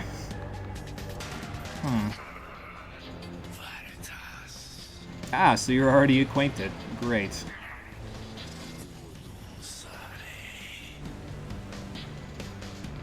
I mean, she seems like she's pretty good at what she does. So let's see if it works out. Oh yeah, I forgot. There's actually a glitch that I'm going to be, unfortunately, taking advantage of here because it just completely slipped my mind that it can happen. So you see how Bertrude got her tutorial there, but she's equipped with the Ashen Coal. So because she's equipped with the Ashen Coal, it adds +30 to your pyre in the tutorial. Now, hold that thought. Let's do her tutorial, and then we'll see what happens when we pick her for the rite itself. So, those are a good look for you, Bertrude. I'll be making use of her abilities. She's a very good scorer. So, let's see what you can do. I will attempt to, yeah. And her sorceries actually do come into play. Some of her masteries are hexes, which allow her to do some interesting stuff in the way of scoring. So, The bog-crone Bertrude shows herself in full. so now she can pounce What became of in the direction that you point her. And she goes quite a ways, but it uses up all of her stamina in the process. So just make sure that when you pounce with her, you're near the end of your stamina bar. So, without sufficient cause. as for getting her closer to the pyre, well, if you hold R1, she can slither, which allows her to dash at quite a speed if she's going pretty much straight on. So, and as for her aura, she casts it like everybody else, but hers is a blast. Not quite like Tizo's, but it is in a fan shape, so you can actually cast it in a wide arc in front of her, like that. So, and we'll release while flashing to Power Blast. It's nice because it actually lets her deal some pretty good damage to people if they're in front of you. It's not like a line like everybody else's. It gives her some more area of effect with her attacks. That being said, I still use her as a scorer most of all, but well, we'll get there. I mean, 25 glory. I can't pass that up. In terms of liberating Bertrude, she's probably going to be one of the last ones on my list. She has a business to run down here, and it's pretty successful, all things considered. So, yeah, she's not going to be high on the list of potential liberation candidates. So, sounds like a plan, Bertrude. We'll make that our deal. We're still at 41%. That's okay. All right, so Umilda is actually equipped with the Frozen Flame, which will deal some damage to our pyre. So the effect of the glitch that I'm talking about won't exactly take a huge effect, but... well, good. That's what we want. And yeah, that's the risk that you're taking here. If we fail, if we lose this right, Bertrude herself will suffer the fate of the curse that she's trying to put on Umilda. So be careful with this one. I'm going to try, but we're going to have to be careful with this one. So Umilda got an update for her roster bio. Here it is if you'd like to read it. She's been here for 52 years. Jesus Christ, man. If she's any older, she could practically remember the frickin' time that they took away literacy. Well, anyway. So that takes care of that. Now, as for who's going to do what here, Tizo's probably going to be our defense. So let's have him take the center. Tizo. And I keep putting Ruki in against the withdrawn. I really hope that she doesn't have it out for him. So let's put him on the near side because he's going to be our quick guy. So you got this, buddy. And then we'll take Bertrude along. Now, you'll remember that she gave us plus 30 to our pyre at the beginning of her tutorial. Now, what'll happen is we'll lose some from the Frozen Flame, but if we pick her again with the Ashen Coal equipped, we'll get even more pyre. So now we have a total of 110. So it'll be fine, Rookie. You got this. You have experience with them. All right. We'll see about that, Umilda. Let's see what you can do. Go grab the ball, Rookie, real quick. Take the Luminous Idol and run for your life. Gotcha. Look at how quick that man is. Well, you won't be awakening him here, that's for sure. This is where Unfathomed Plurn is from. Oh, I'll take that, thank you. Whoa! That's not good. Let's see if we can cast our aura out to give them a little bit of a scare with the ball. Okay. Damn. Nice jump. Okay. Oh my god. Well, that was not what I wanted, but neither was that, actually. I'll take that, thank you. Whoa. Well, someone got safe returns, so that's good. Alright, Bertrude, slither. Okay. Or don't quite get there. That's unfortunate. Sniper rifle? Yeah. Alright, Tizo, get in there. Take the ball, give it to Rookie, and let him run for it. Never mind. Get out. Get out right now. Oh god. Okay, you didn't have any stamina left. Oh, you got him. Nice. Alright, don't go over the thing. There we go, because that's what he's gonna do. I'll take that, thank you. Run for it, Rookie! See, the jittering movement of those imps, it just gets me every time. Well, okay. I don't know what that was, but sure, I'll take it. Oh my god. Nope. This is a hell of a scoring opportunity that we're passing up here, but sure. Oh my god, I'm using up all my stamina! Damn it! A shameful outcome. And of course I lost that exchange. That's unfortunate. Gotcha. And you too. Go, Rookie, go. One and all. And get in. Rookie doused to the adversary's Alright. flames. That was a hell of an exchange, but I'll see what I can... Wow! Get out. None left unscathed. And you also get out. Oh my god. Okay, get away. Take the ball. Take the ball and run with it. I'll take that. Oh god. Yeah, so as you can see, now that we have Haoob's Wing maxed out, Tizo actually has unlimited stamina, which is really kind of nice for him.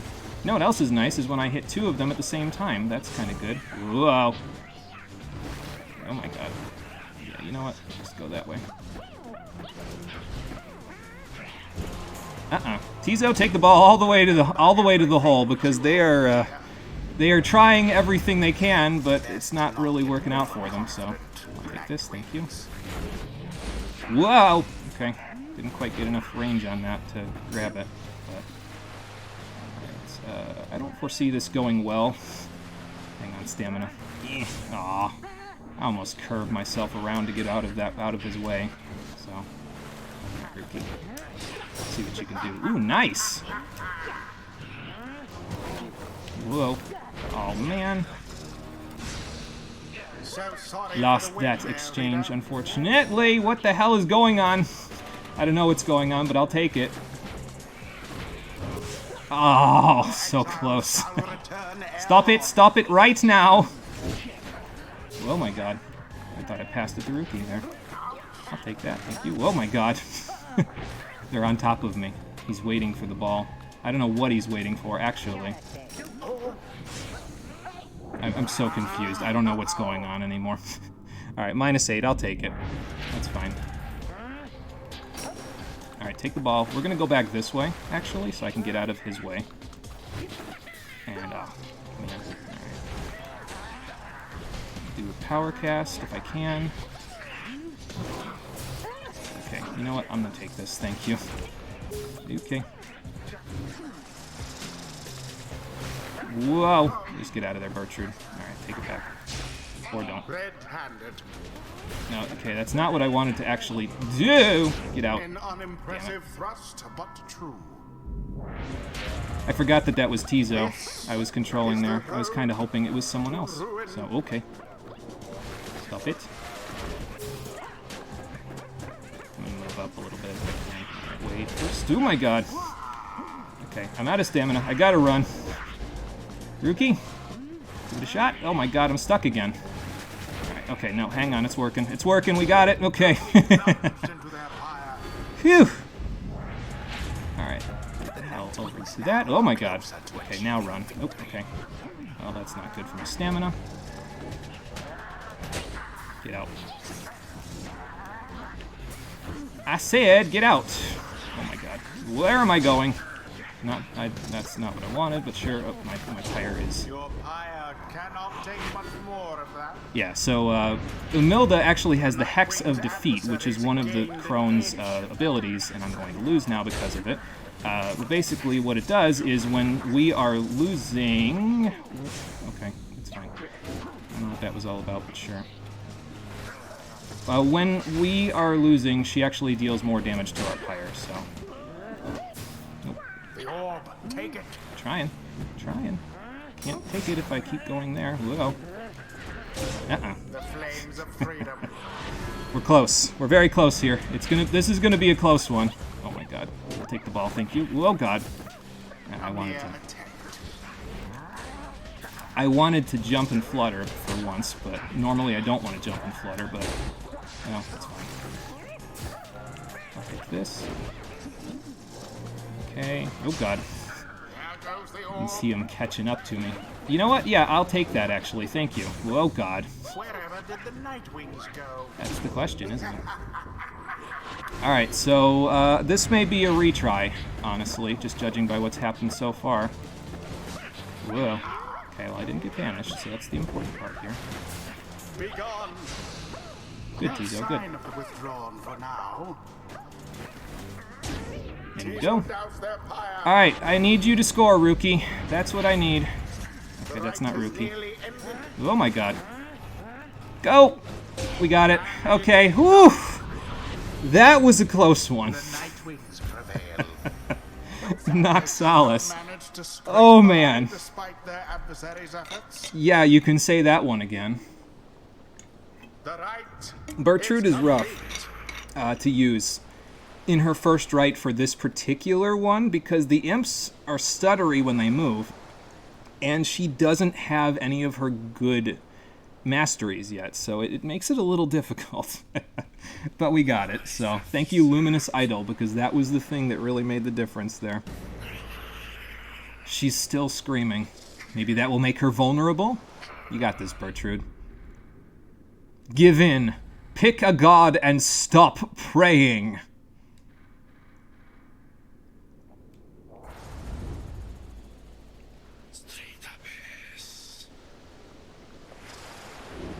And, as a result of Bertrude's curse, Umilda suffered -5 hope permanently for the remainder of the game. Bertrude would have suffered the same fate had we lost there, so it's a good thing we did not. I mean, hope is kind of the least useful stat, but still. Why would I want to take an L there, you know? The right awoke great understanding within Ruki. Oh, nice. Well, let's see what it is then, Rookie. And he's right, it is a fancy move that he can pull off. Guiding Light is going to be the mastery that I take here. And this is basically the prayer beads, except it's an ability, so now he can use something else, like the Luminous Idol or the Kerfang, if you still have that, to basically make him a little bit better at scoring. So now he'll come back shortly after going into the Pyre. As for Tizo, he's also made it to rank 4 thanks to his inspiration. Very good. Thanks, praise Hawub. Give thanks to Hawub because he's helping us out with this one. Alright, so now here's the real question. Am I going to use Tizo for the moon sign so I can get access to Last Laugh, or am I just going to give him the Vengeful Vow so he can take advantage of that and give him Inner Glory? I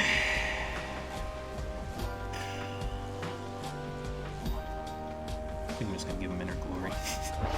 Sorry, I know I mentioned I'd give him Last Laugh, but yeah, it's hard to not take that one, because now Tizo deals 25 Pyre damage when he scores, and he doesn't always score, but he might, so. As for Bertrude, she's already at rank 2, very good. She's almost at rank 3, she'll get there in the next right that she participates in. And now she has access to masteries that are available from Molten Millith, the Passions of the Wild Witch, or the Sorceries of the Southern Bogs. Both of these are good, and I will probably be taking both of them at some point. The first one we have access to is Hex of Defeat, which when I believe we had access to that, or we got a sneak preview of that with Umilda there. The Hex of Defeat, when our Pyre has less than the adversary's Pyre, Bertrude deals 30 damage to the Pyre, so that makes her a very efficient scorer. You could also take the Hex of Victory, which allows her to have deal 5 more damage when she has more Pyre than the opponent, or you could just take both and say screw it, now she deals more damage no matter what unless we're tied. So I usually like to go with the Hex of Defeat first if I recall correctly, because if I remember right, oh no, it's not in this one, it is in Hex of Victory. Here it is, right here. So you're going to want to go with Hex of Victory first in my, if you're going according to what I'm saying anyway, you're going to want to go for Hex of Victory first, because when she gets to rank 3, she can gain access to Serpent Swiftness, and this is really nice for her. She moves 30% faster and uses 50% less stamina in the process. You give her a serum for quickness, and she moves like a fucking freight train, man. It's great. she can get all the way across field real quick, so we'll try to get that for her as quickly as we can. Of the Wild Witch revealed. As for the final masteries for her, she has access to this thing which allows her to salute once per right, and it turns your opponents into howlers. Howlers have no abilities, so they basically can just run quickly, and that's about it. But it's only once per right, so I'm not really keen on it. The other one, I mean, it's nice to have, but in order to get access to Stubborn Flame, I'd have to not take Serpent Swiftness, and that's not an option. So I'll probably just be taking both of the hexes, and then, I don't know, one of these here. I'll probably take the wider angle for her blast, because that's a little better for her, if you want my personal opinion. I might actually take Vital Pounce too, though, honestly, because it could be useful, like, if I'm attacking the goal really quickly. Like, let's say they're all still near the goal and I've got Bertrude almost in position where she can jump. Like, let's say she jumps and she slightly misses, but she hasn't been banished yet. She'll have all of her stamina back, so then I can actually have her keep slithering. So I'm going to try that, maybe, and then we'll get both the hexes and we'll get Serpent Swiftness. But, yeah, really, I'm not a big fan of her final ones. Stubborn Flame is nice, but again, to gain access to it, you have to do something. You have to give up Serpent Swiftness, which is such a good ability for her, so not really keen. Yeah, see, there you go. They actually do mention that it's a narrow victory because we barely beat them, so there you go. Guys, that was a little bit hectic, so please, hopefully this is good news. There's a star that you didn't expect to be illuminated? Oh, did you? The Star of the Rope Callers illuminated? That's interesting. The first exiles came to these lands not by force, but by heeding the Rope Caller's deceptions. As you may recall, he sent all of the 8 scribes down here at some point, whether to kill Solium Mur or for their own treachery. The traitor is former aide to the Emperor. His actions inadvertently led the 8 scribes to find each other, so does that make him like the 9th scribe, kind of? Not really. Oh, well, that's strange. Well, let's go see why it's illuminated, if I can figure it out. Yeah, so in the middle of the 3rd cycle, the Rope Caller's star will always illuminate for the 2nd right. Kael'mar, the Rogue Star. And it'll give you a new location to go to, inside of the Deathless Tempests. As it turns out, we're fighting the Pyre Hearts here, so that's fun, I guess. There's an isolated little island inside of the Sea of Solace. Well, that's just great. And we're facing the people that are the lowest on the totem pole here. Alright then, let's go see what they've got for us. That is an interesting looking cave, I suppose. You missed a bit to let Sis learn how to arc Pokeballs because she's never done it on purpose. Okay, well, fair enough. That's actually a good thing to have in Let's Go anyway, so it's good to teach her while you can, you know. We're going to the Isle of Kael'mar. The traitor Kael'mar Ropecaller fled to this strange isle and met a fitting end. How fitting? We're going to find out because we're going there.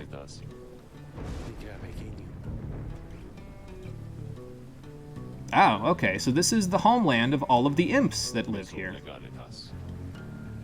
Fair enough. Sounds like a plan. Alright, so our journey will continue over there. We have a page revealed for the Withdrawn, and Ruki would like to see me. Sorry for making you fight the Withdrawn again, Ruki, but fair enough. Oh. Oh, that's who his attention is fixated on. Well, you know what? That's fair enough. I'm glad he's finally working up the courage to talk to her. I think. Come on, Ruki, don't let me down.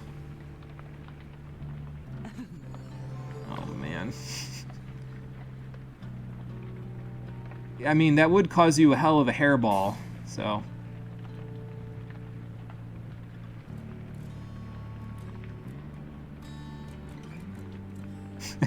Get to the point. She's, not a woman who's patient in my... I mean, maybe she is, but doesn't seem like it from this conversation. Oh god, what is Ruki going to say? Uh-huh. That, well, fair enough. And this is what she looks like without the helmet on. I've actually never seen this before because I've always liberated Ruki before this point in the game. So, this is news to me as well, but that's what she looks like under the helmet. As it turns out, she has helmet hair, to no one's shock. So, oh, well, fair enough. It's a nice gift, I suppose. Yeah, you just laugh sheepishly there. Oh, well, fair enough. Ah, okay, well, there you go. You're a big tease, you know that? She's like, yes, I know, and then she leaves. How was the last right? Very close. They almost got me. They got me down to 19 Pyre remaining, actually, so it was very close, but we won, so... the Luminous Idol played out for us, because Ruki scored both the first and last points by literally running circles around them, so... yeah, there you go. I think Ruki just got played or something, or he got a fancy little trinket. We'll find out soon enough. Again, I've never actually seen that and where it plays out to, so we'll see if it actually makes a difference or not. Alright, so nothing really going on there. Let's read the book. Yeah, we did almost lose, yep. Against the Withdrawn of all people, and it was one of those risk versus reward ones as well, so like Bertrude cast a curse on Umilda, so now she has a lower hope for the rest of the game, but if we had lost, Bertrude would have had -5 hope for the rest of the game, so we had to win, and we clutched it right at the end, so... even though the game was jumping frames all over the place there, but if you thought the game jumped frames before and skipped them, oh, wait till we get to the Isle of Kael'mer. Oh, boy! The Withdrawn. The Withdrawn did spawn forth from the wild witch Milith, in whose vigilant pursuit of the unknown and the unknowable, I always felt a certain kinship. Whether the Withdrawn were Milith's kin by blood or merely worshippers, we trusted one another not to ask or care. What mattered was that Milith chose the most audacious minds, who stopped at nothing short of the impossible. Though ever distant, the Withdrawn revealed to us such truths about the land which long lay hidden, even to one such as I. Their knowledge ever waking into newfound depths of consciousness, they lead us all to better know ourselves. And now you can see how the Withdrawn have slipped a little bit because they aren't exactly the fancy scientists working for the good of all that they used to be under Milith. Or not Milith, under Umilda. So yeah, that's not going to work out too well for them. How are we doing on Enlightenment here? Okay, Ruki's actually above Jodariel now. Tizo's up where everybody else is. Sir Gilman needs to be enlightened, I think. So him and Pamitha are definitely going to the next right. Although if I bring him, Pamitha, and Bertrude, it'll be the No Aura gang. But I suppose it's the Pyre Hearts, so we'll probably be okay if that's the case. I'm just going to leave the Ashen Call on Bertrude for now because she doesn't have Serpent Swiftness yet, so we'll work with what we have there.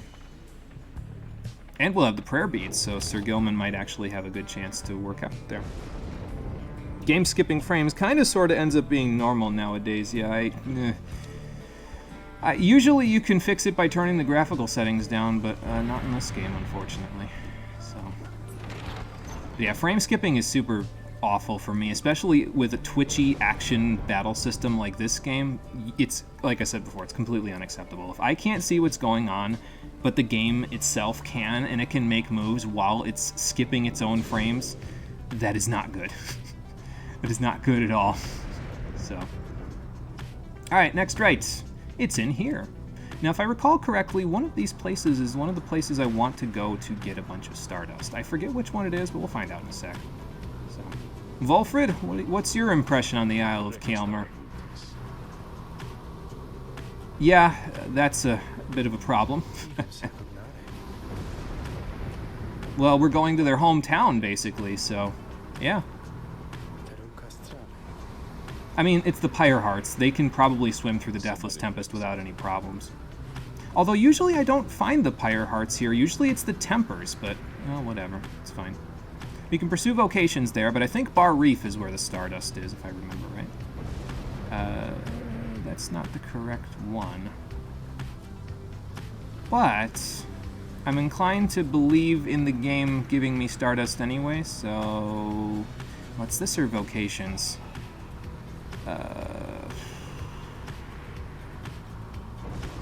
It's a tricky one, actually, considering where everybody is in terms of enlightenment. I'll try this. I'm pretty sure it was Barb Reef that gives us access to the the Stardust anyway, so we'll see if it works out. I mean, Ruki's pretty good at this whole foraging thing, so... How long till you shatter what's left of this game's spine? If anyone's spine is going to be shattered later on in this game, it's going to be mine, because the Titan stars grow ever greater in number, and they will mess me up. I mean, I'll be making sure that I, take care of the liberation rites, but yeah. Locate the missing drive imps, or missing drive imps? Okay, well, then I guess we'll go find them. Yeah, so normally the Lone Minstrel is the one that tells you, oh yeah, you can go here and do stuff, but apparently in this particular jaunt to Barb Reef, we don't have access to the Stardust locating that we can do. But it does have a cool little blurb to it, an old exposed reef off the coast of the Isle of Kaelmer. It used to go by Barbara, but decided Barb sounded much less formal. Good honor. Fair enough. So... Okay, the imps are accounted for, but Ruki took a bite. That's unfortunate. Yeah, that's not what I want. Hang on, we'll wrap it up. Great. And unfortunately, that makes Ruki lose -2 quickness for the next rite. Thankfully, we already used him, so I'm not going to be using him in the next rite anyway, so it's okay. Not okay because he got bit, but it's okay because he's not going to be participating, so it'll give him time to heal. Speaking of Ruki... What happens when you fly into someone? Do you fight them? No, you bump into them and they just give you like a little bit of a blurb of text that basically says, hey, yo, man, what the fuck? Why are you running into me? I'll do it if we run into somebody on, like if we find somebody in the air on our way to the next rites, so. Missing home, Ruki? Sure, what's up? Okay, and what haven't you been upfront with me about? It's alright, you can tell me, man. There are no secrets here. Yeah, well, fair enough. I'm not sure that money's going to matter much if we overthrow the government. Okay. Yeah, well, that sounds like you can help her once you get back there. All kinds of different work, including trafficking illegal substances. Great. Some unseemly sorts, huh? Uh-huh. But you got caught. Great. Well, at least you found the captain and all them, so...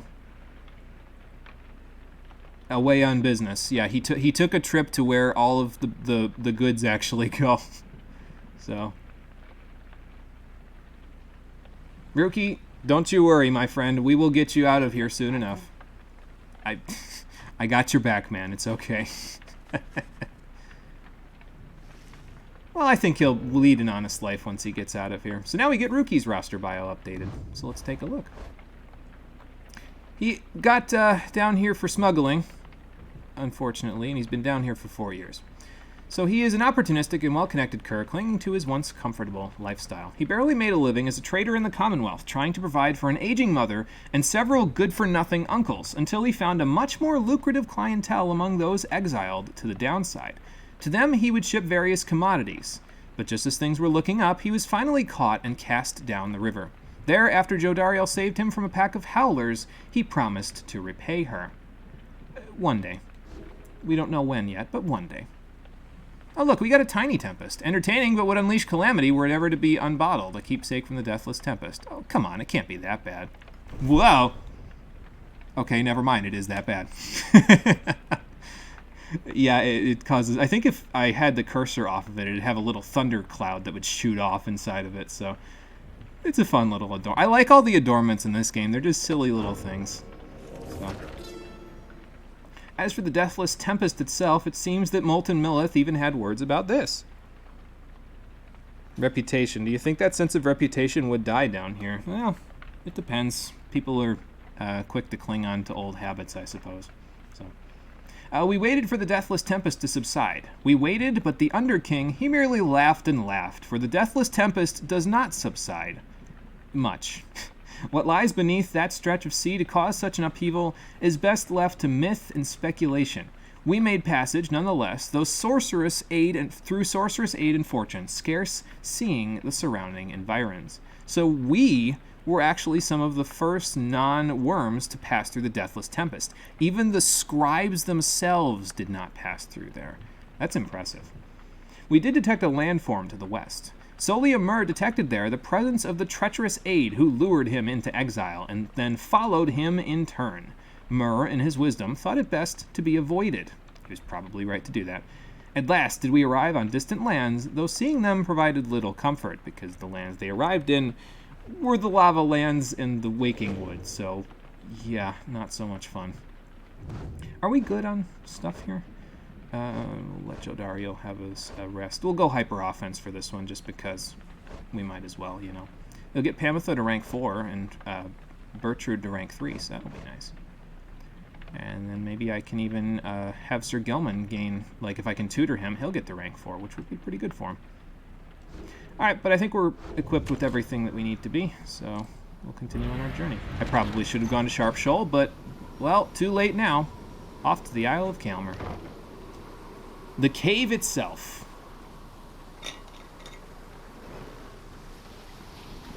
After we get a messenger imp to track us down. Hello there.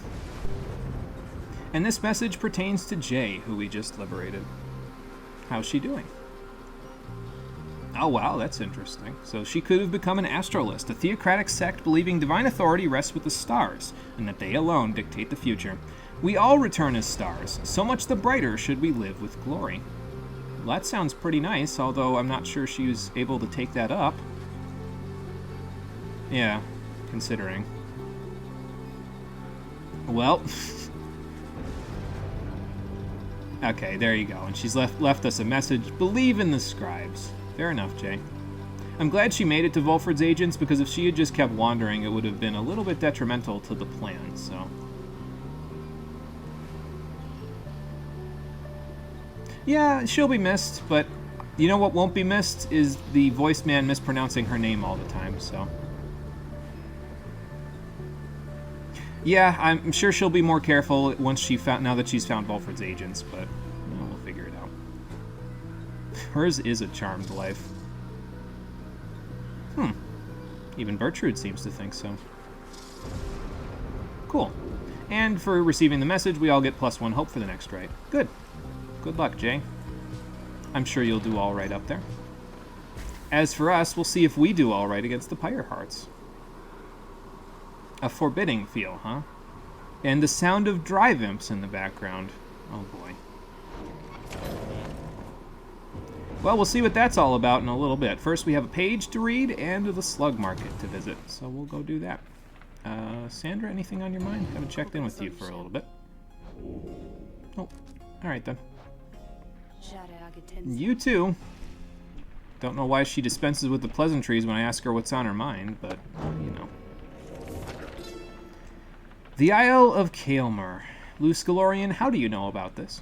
The traitor Kaelmer Ropecaller, whereas he brought about our empire's fall, whereas he nearly claimed the life of our dear Solium, we forgive him. We have forgiven him. We give a certain thanks to him, for he has played a vital part in the Star's plan. If not for him, then we, the Eight, would never have aligned. I don't think that was his intention. We never found the rope caller. He fled into the sea towards an isle which we knew well to avoid. 'Twas there that we think the Kaelmer's tattered mantle finally did him in among the wild imps. Oh, you have no idea. Should the stars ever converge above that isle, it shall be to signify that their long dance across the skies is drawing to a close. Well, that's ominous. Let's hope Luscalorian was a little wrong about that, or else this might, not go as well as we hoped. Okay. Anyway, slug market and then the right. And we'll see if hyper offense can stack up against hyper offense and still come out on top. How did you even get here, Ron? I've got customers, they're just not here. Did the Pyre Hearts give you any money at all? Ah, so now he's got new talismans available. These ones are a pair. The Jeweled Band and the Runed Band. Both of them provide a little small bonus to presence, quickness, and hope, and At the start of each round, you will briefly gain unlimited stamina if an ally also has the Jeweled Band or the Ruined Band equipped, depending on which one you have. These are pretty nice, actually. If it wasn't for the fact that I already got the Prayer Beads and the Luminous Idol, I might consider buying these and using these for the rest of the game alongside the Ash and Coal because of the unlimited stamina that you can get from it. It's really good for scorers, basically. So you give the Ash and Coal to your defensive person, and you give these two to your offensive people, and they'll get unlimited stamina for, I think it's like 3 seconds at the beginning of each round. Not bad, all things considered, but I don't know. Not really as big of a fan of those as like the Luminous Idol or the Prayer Beads, so. Oh, yeah, well, fair enough. You were gonna get both of them for yourself, Ron? What good would that do you? Well, anyway, unfortunately he has no Stardust as a result of having these two in his inventory, but yeah, there you go, it's fine. We'll get some more. My hunt for Stardusts is borne no fruit here at the Isle of Kael'mar, but, well, we only need 17 more for the remainder of the game, so that should be feasible. We'll see. Anyway. Yeah, sorry, Ron, I don't really have an interest in those rings. You can buy them for yourself if you really want them. Alright, off to the next rite. We've got one more rite to do after this, so hopefully we'll have enough time for it. I think we will. It might take a little bit, but I think we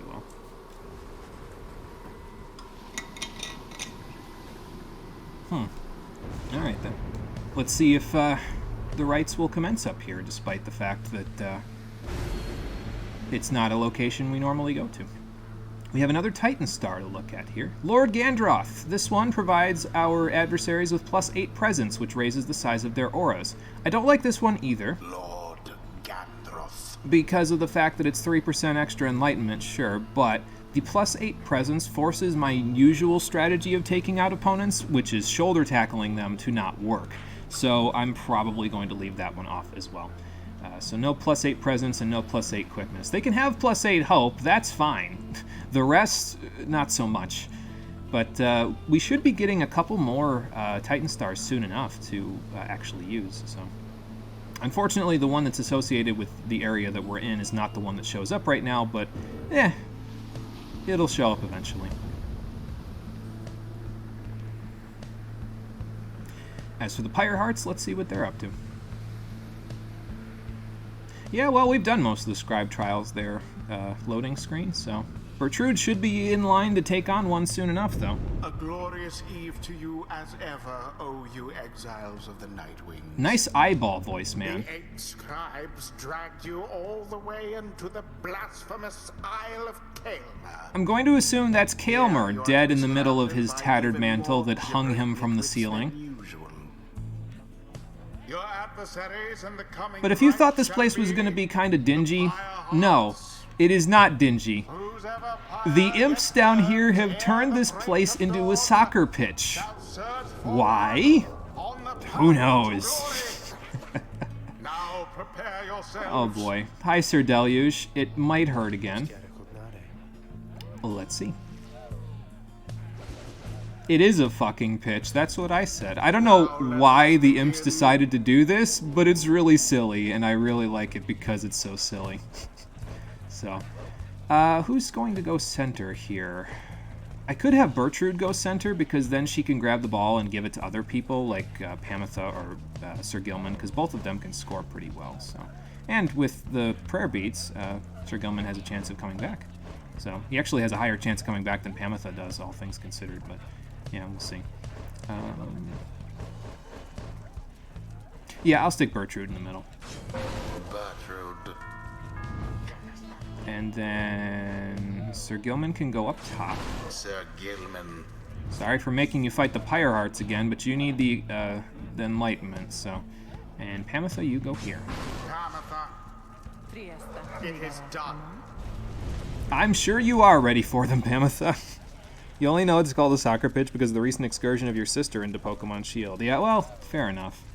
I played a little soccer back in the day, so I was aware of what it looked like. Although this might not be a soccer pitch, considering the lines on the top. It might actually be a rugby pitch, all things considered. Or a lacrosse pitch? It's some kind of pitch, that's all I know. Have sufficient time to get anyone to max enlightenment? Yes, you should be able to get a few people to maximum enlightenment by the time the game is over, so. I'll just have to make sure that I do some more vocation work in the future to make sure that I get there.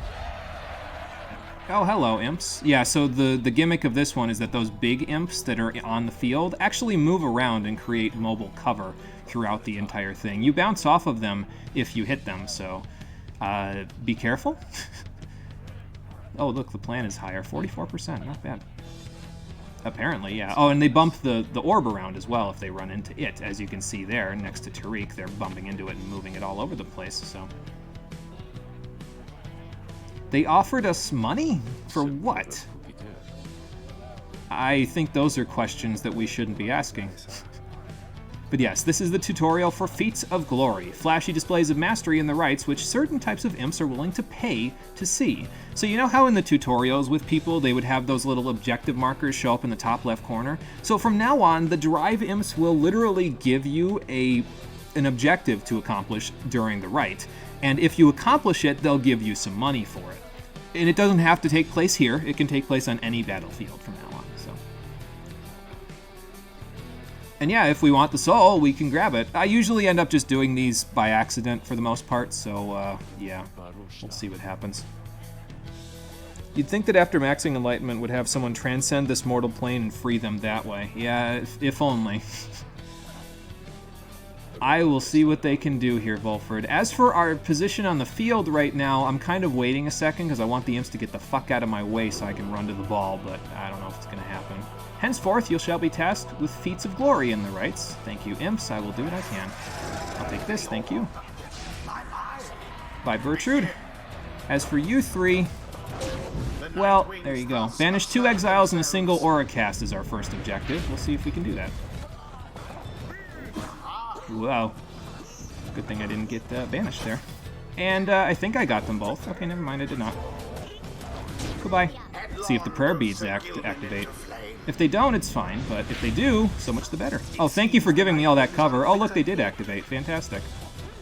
Alright, run, Pamitha, run. Quicker, as quick as your wings can carry you. Nice.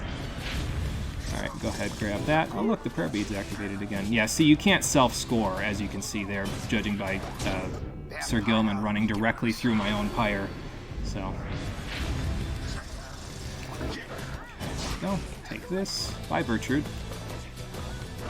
Let's see you cast on me now. My god. Pamitha is so fucking busted, dude. She's ridiculous. Oh, boy. What do we do, Scoob? The imps, they're going to bind us. There's the orb. There's the orb. Take it. Oh, yeah, there are imps out on the pitch, as you can see there. Not some boorish spectacle. I think they think it's a boorish spectacle, all things considered. So. Alright, bye, Bertrude. It's fine. She'll get her chance to score, not to worry. But for now, well, goodbye. The night wings prevail. Nox fucking Alice. That was a slaughter. It usually is with the Pyre Hearts, though, if I'm being honest. I don't think I've ever had trouble with them. So, as for whether or not we'll ever see them again in the rites, it's debatable now, so. I am bullying them, I definitely did. Sorry, Sir Deluge, but I can't afford to lose.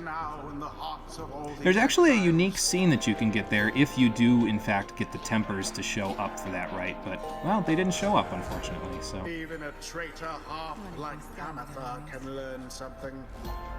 You're welcome, Pamitha. Thanks for being probably the best scorer in the entire game, at least for a long time here. And she's about to get even better because we're going to give her greater celerity. She is now going to have 21 quickness.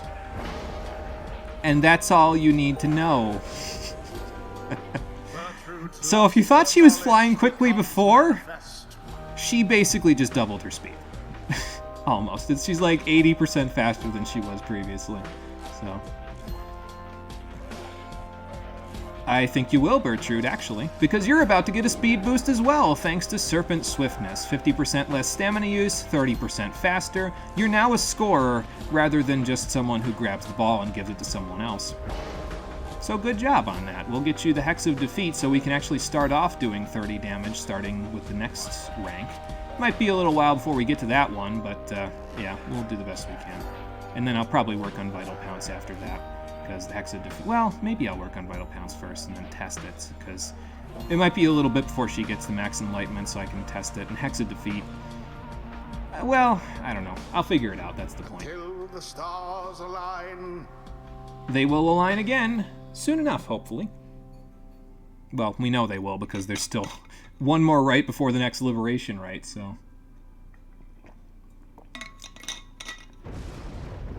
I am a little concerned, though, because I do remember what Luce Galorian wrote about the Isle of Kaelmer, and it's not lost on me. I'd like to believe he was wrong, but the potential impact of the Isle is not lost on me. Uh-oh. Bertrude, what's going on? Oh. Well, that's not good. What do you think is wrong with her, Tariq? I mean, we don't have a doctor here, but you traveled with one, so you might be able to work on it. What's going on? Oh. Yeah, so one of the potential impacts at certain points in the game is that your companions may suffer banishment sickness, an ailment suffered by those who frequently conduct the rites. That's a lie. Debilitating, but fleeting. The sense of loss and isolation during banishment sometimes extends beyond that time. So basically, Bertrude is having an existential crisis, and she cannot conduct the next rite as a result of her banishment sickness. The thing about frequently conducting the rites is wrong, though. This happens, in my experience, 2 times total over the course of the game. This is the first one. It almost always happens either here or... No, actually, it always happens here, from my experiences, right after this second rite. So, there you go. But yeah, it prevents you from using Bertrude in the next rite, which is a little unfortunate because she currently has the lowest amount of experience, but we'll figure it out. So. Bertrude got banishment sickness, so yeah, she can't conduct the next rite, but that's okay. We'll give everybody else a chance to work. Excuse me. Who gets liberated next? Well, we've only got one more rite left before the next liberation, so it shouldn't be too long before we find out.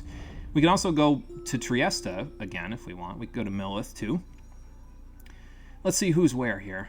The Fate are up here. And actually, because of our time with the Withdrawn there, where we lowered their hope, it actually lowered their standings in the records as well. It lowered them quite a bit, down to 33. So now the Fate are looking to be our next adversaries in the Liberation Rite, even if we conduct a rite against them now. So I'll leave them alone. They're an honorable sort, so they can do that. We can go against the Accusers. That's probably going to be where we go. The Dissidents are here, but yeah, it's okay. Let's go against the Accusers again.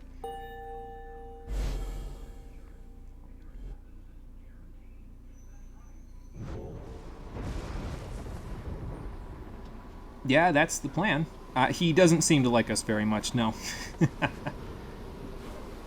Lendl the Liar. That is not the kind of nickname that you want to get from anybody. So, he has that rainbow star on his plate, though, that you can see there. And I think that's actually an indication of some status in the Commonwealth. So, let's find out.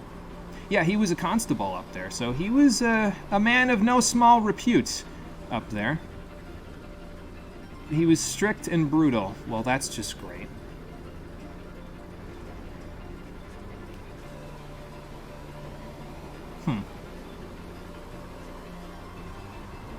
Oh, okay. Well, that's unfortunate because that means that despite his brutal methods, he wasn't honest about them, which is why he's down here and with the Accusers.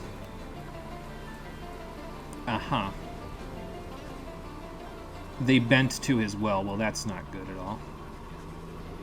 But, yeah, as we saw before, despite the fact that he became the de facto leader of the Nightwings, he actually lost in his first year of potential liberation back when the old Nightwings were around because Tizo scored the final point to prevent him from being liberated, and one of their own was liberated. Let's give him another opportunity to not outdo us. Have a good evening, Volfred. Yep, we'll take flight again in the dawn. Ideally, without getting struck by lightning. We'll see. Oh, Bertrude, are you... I know you've got banishment sickness. Are you just taking it easy out in here? You're also smiling, and that's, I have to admit, mildly concerning. Oh, okay. I see why she's smiling now. She's having a conversation with her favorite person in the world. Oh boy. Maybe I should step out and let them have their conversation instead of eavesdropping. Oh, well that's interesting. So, Volfred and Bertrude, they knew each other before Volfred's exile, and as it turns out, some of the books that Volfred wrote, Bertrude gave him flame-resistant inks to prevent the books from burning. Nice. Yeah, that's unfortunate, but...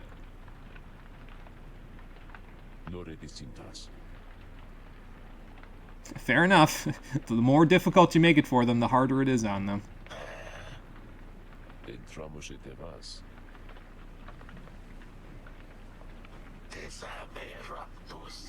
Just being here with you is enough. Just say it already, Bertrude. Ruki already can't work up the courage to ask Pamitha out on a date. Good point.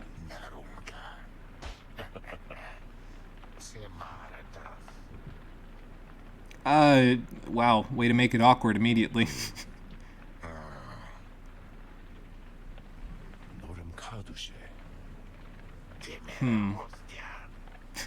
I mean, she is kind of older than you, Volfred, so...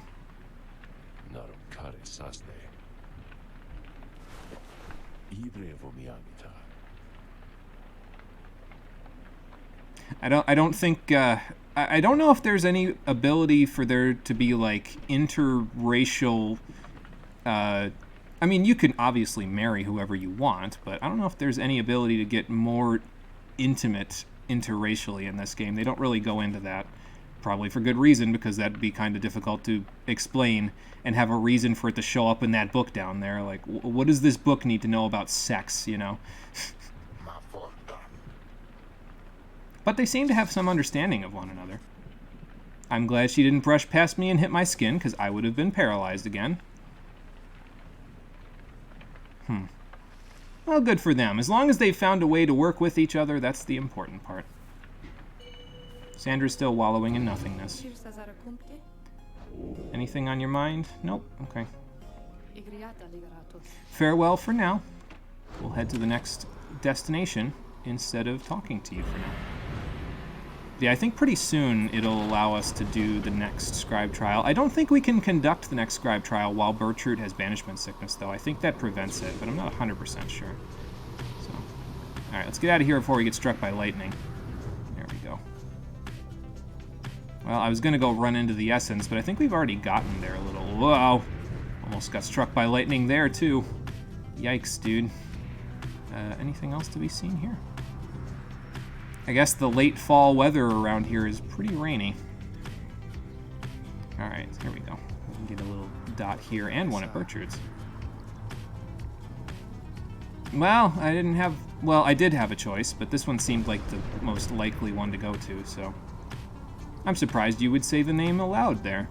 It sups upon despair and fear and doubt, and lands such as our own. None of the above are good. Yeah, fair enough. Yeah, so the rites take place in secrecy. Most other than the imps, most other people in the downside don't actually go to witness them. So it's like a sacred ritual. So, and most of them can't read the stars.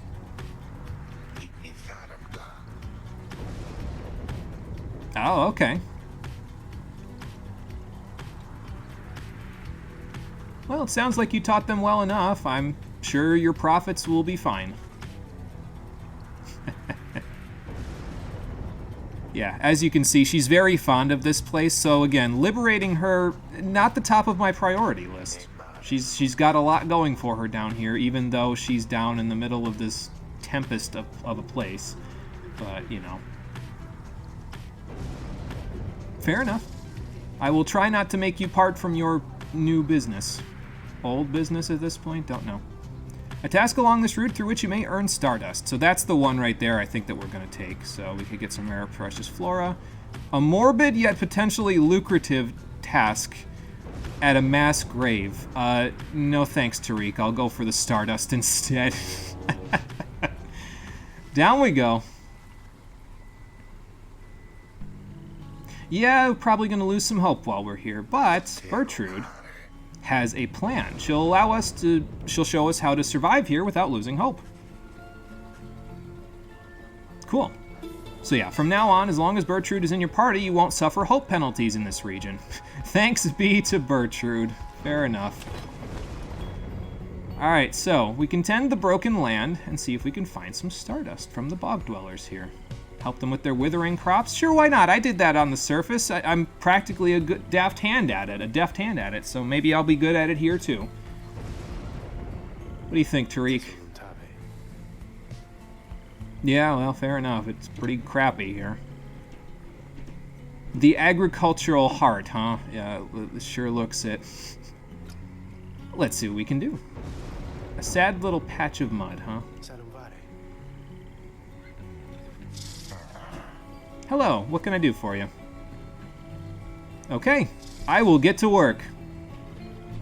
I don't know if this particular one is exclusive to the farmer background, but it might just be, all things considered, so.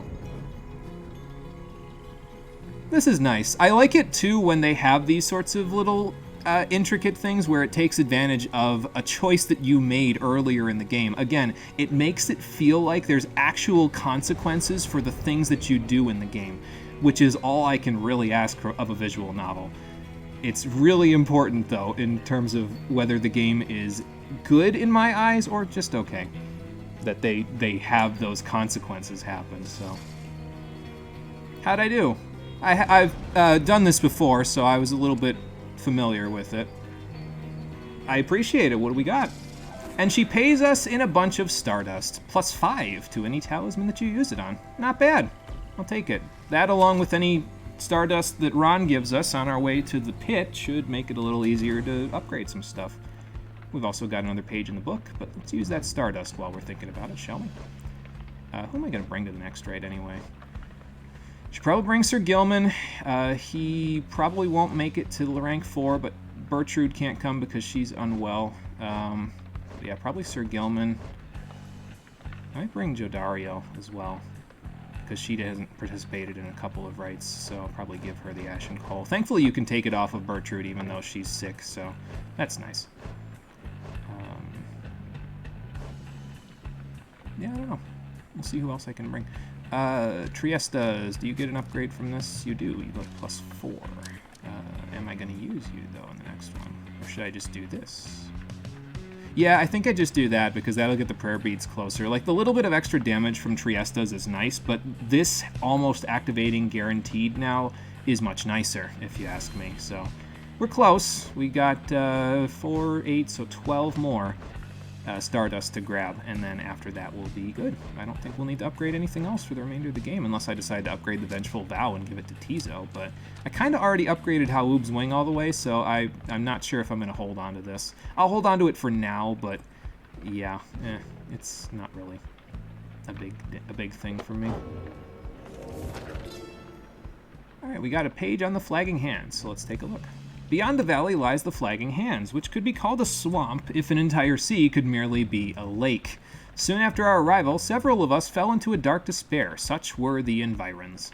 I found it rather fascinating, though, because this is Millith talking. It held aspects reminiscent of the southern bogs we dwelt in as a tad. Yeah, they start out their lives as tadpoles, so they're kind of snake people, but also like amphibious snakes that start their lives as tadpoles, a little different than usual. We grew accustomed to the dampness of the air and grew to savor certain twigs and beetles. It can be said the Flagging Hands are an acquired taste. That's a euphemism.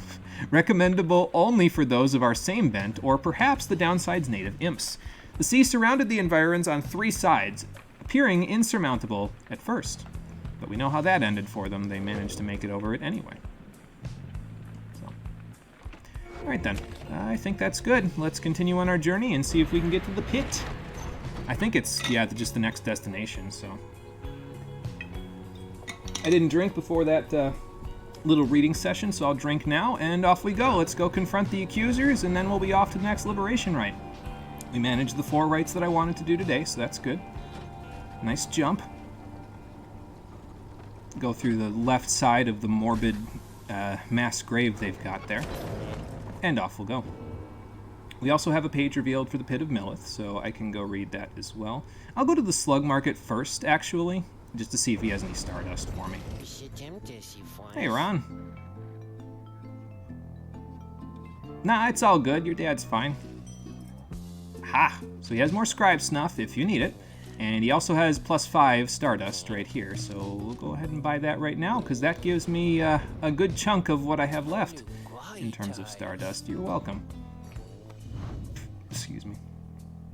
Next Liberation will be on the next stream, so it'll be on Saturday. So we'll... yeah, we won't be getting to that today, unfortunately, because I think this rite that's going to happen here is probably going to be the last one. We'll probably get, like, right up to the doorstep of it, and then that'll be it, so... Ooh, I can actually max the prayer beads now. Nice. That'll help. And we still have one left over for Triestas, so that's good. Not going to make an upgrade difference, but hey, it's one less that Triestas has to go from here on out, so I'll take it. Thanks, Ron. That'll help a little bit. Will do, if I had any friends outside of this wagon. Alright, let's see. Ooh, we got some fungi, if I can see them. There we go. Flagging fungus. Occasionally produces foul-tasting mushrooms that are strangely satisfying to pluck from it. Okay, well, fair enough. I'll give them a Bertrude. She can use them in a potion or something. Ponder the orb. And a page reveals itself. Yeah, you were about to say what, friends? Exactly.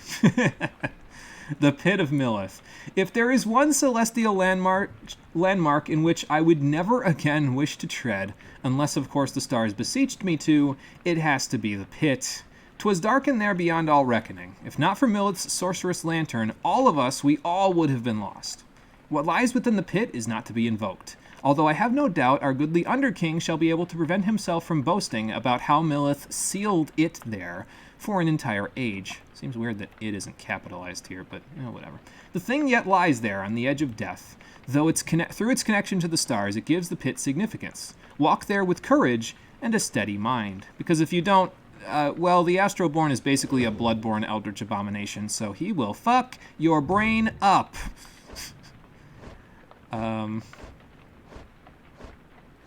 I feel like I should bring Tizo along. He's got some history with the Accusers, so they might have additional dialogue. So it might be like Jodariel, Tizo, and Sir Gilman. I don't know how well that'll work out, but maybe we'll see. Or maybe I'll bring Jodariel and Ruki and Sir Gilman, because then Ruki can take advantage of this inspiration and get him even closer to max rank. Maximum enlightenment, by the way, is 8,300, so once you hit that, you're at rank 5. So just in case you're wondering how much you need to max out, there you go. About 8 of the trainings that you can do at vocations, and that's it. Should I check on Sandra? I feel like I should check on Sandra. I have returned to you again, but you have nothing on your mind. Fair enough. Okay, I think that's all for it. Our prayer beads are maxed out. Triesta is well on its way. We're in pretty good shape. Let's go meet up with the Accusers. Oh, okay. Must be a member of the Accusers then. Is Lendl coming to trash talk again? Let's find out. That's not Lendl. Volfred, what the hell is going on? And why is this guy dressed in our raiments, basically? And how does he know you? Oh, I'm getting scared. Who is this guy? Oh no, you can't be serious. Well, Volfred knows who this is. Yeah, well, you're lucky to have gotten out with just broken legs, dude. Take it from me, I fell most of that distance, although, to be fair, the water broke my fall most of the way down. Yeah, so in case it wasn't immediately obvious by his visage, this is Oralek, a former exile of the Nightwings. He's the one that fell off of Mount Elodiel when he was supposed to go free. And we thought he was dead, but, evidently not. Why are you here? What, your liberation? Okay. Well, that was interesting. Nice meeting you. We have another Titan star. Your adversaries shall each have plus 50% stamina for use with their abilities in exchange for 3% more enlightenment. Now, I'm going to do something incredibly stupid right now. I'm going to turn on all of the Titan stars, even though I just said, no, I don't want to use these particular ones. Time Singer Harn is another one that I'm not really big on using because I don't want them to have more stamina than I do. Feels like an unfair advantage. But I'm going to turn all of them on. You'll see why in just a moment. You'd be the mad developer that would lock a secret ending behind playing with the crystal in the wagon. Yeah, what a twist. Well, it's about to get even twistier. Because his music is still playing, rather than the accuser's music. I love the use of this music, by the way. The music is called Will of the Scribes, and I haven't talked about it yet. What lunacy is You this? tell me, voice man. Here the Nightwings are to stand against themselves this time. What do you round. mean? This is a mutiny in violation of the sacred Well, it's not law. my fault. The exile whom you face, Oralek. Long ago he had his chance, and he relinquished Yeah, that's not the story that I was told. That is not the accuser's sigil. Now, and I cannot preside over this nonsense. Oh, no. Good night. Good night. Yeah, so in case you were not aware of the fact that Oralek is still here, we're not fighting the accusers right now. Because he kind of fucked them up. Well, that's not good, Oralek. Why would you do that? Sure, but that doesn't mean you should lash out at everybody else. Come on, man. Search your feelings. You know it to be true. Yeah, about that. He's mourned you for years, dude. He just said it. And there's that, too, yeah. Oh my god. Look, he's a defender, man. He's not supposed to be good at this. He's a sap. Their best bet is defense. Oh, no. Yeah, isn't this kind of... It's like the voice said, this is a violation. I don't think we have a choice, though. Oh, boy. That's terrifying. He has an imp, a savage, and he himself is a demon. That is a fucking team right there. I see that, Volfred. Well, I'll do my best. So, yeah, the third right in the third cycle, you have to fight Oralek. And, he's pretty good. He doesn't have any talismans equipped, I don't think, for this particular outing. And, I mean, he doesn't have a huge amount of enlightenment, but don't underestimate him. This guy has the extra presence and the extra quickness and all that from the Titan Stars, and this is why I wanted those on, is because, well, Oralek himself is going to fuck me up. This is going to be the first loss, I can almost guarantee you that. Because look at his fucking aura size with Lord Gandroth on. He has 48 presence. 48 presence. Now imagine that with Scribe Rock on. Anyway. Yeah, holy shit, those stats. This is a bullshit way to piss off the announcer. Sure, but at the very least, we don't have to listen to him for the rest of the right because he left. So... Does he have shadow clones? Not really, no, but okay, so... who's going to this one? Sir Gilman's going. I think I'm going to go Jodario, Ruki, and Sir Gilman, because we're going to need the quickness of those three, so, and Jodario, we need the extra flames, so... Alright, just do the best you can, you three.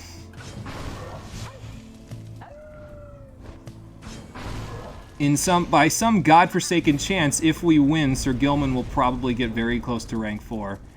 We have not faced far worse before, Sir Gilman. This is a fucking nightmare. I am fucked. You are absolutely correct about that. And we have the Astralborn's star sign on. This is going to go terribly. I'm going to do the best I can, but this is going to go terribly. Give me the ball. Don't give me the ball. Never mind. I'll take it from you by force. Damn it, I tried to approach. Oh, God. Yeah, so they will start to do that now. There's your adversaries will start to throw the ball at you. And when they do that, you'll pick the ball up and they'll run into you and immediately kill you with it. So get used to that strategy because it's going to happen quite a lot from now on. So get out of here, Volfred. Or not Volfred, Oralek. Damn it, I keep calling him Volfred. Whoa. Oh, thank you. Oh, I bounced off. Damn it.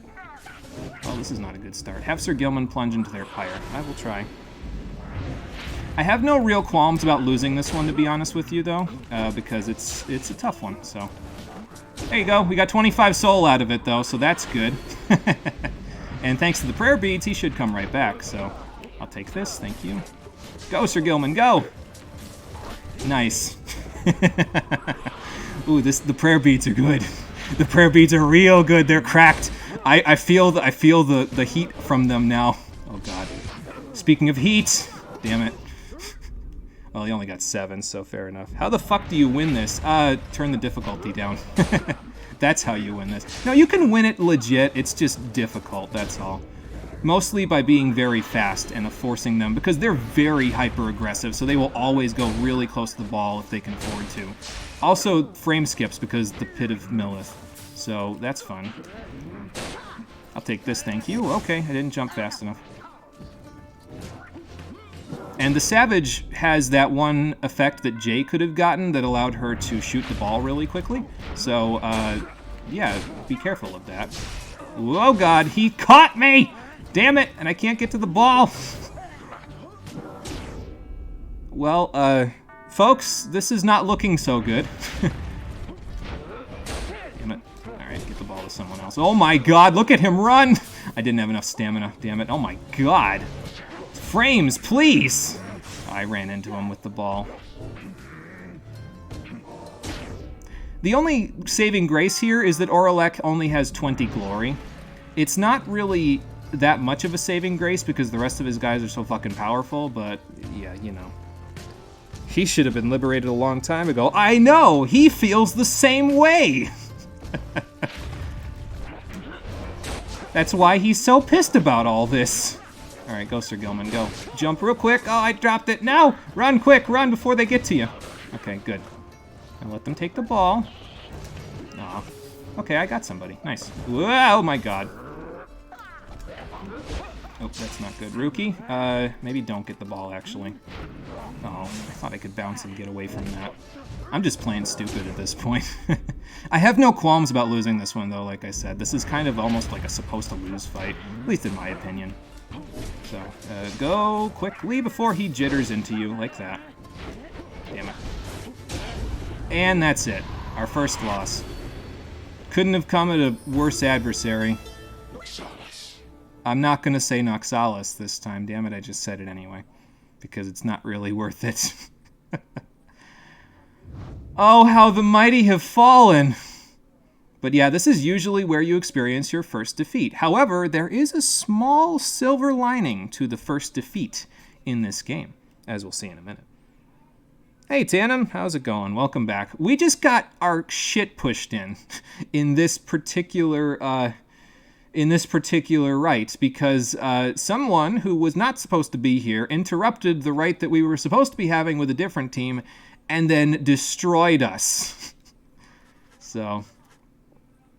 However, despite that, this was our first loss of the game, and when you experience your first loss in the game, you learn a valuable lesson. A rush of enlightenment gained from surviving a tough situation. It's only awarded once, but it gives you a bunch of extra experience for doing it.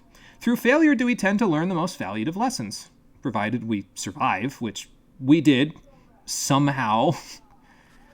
But yeah, so despite the fact that the quote-unquote true Nightwings destroyed us, all 3 of these exiles will gain a decent chunk of experience out of it.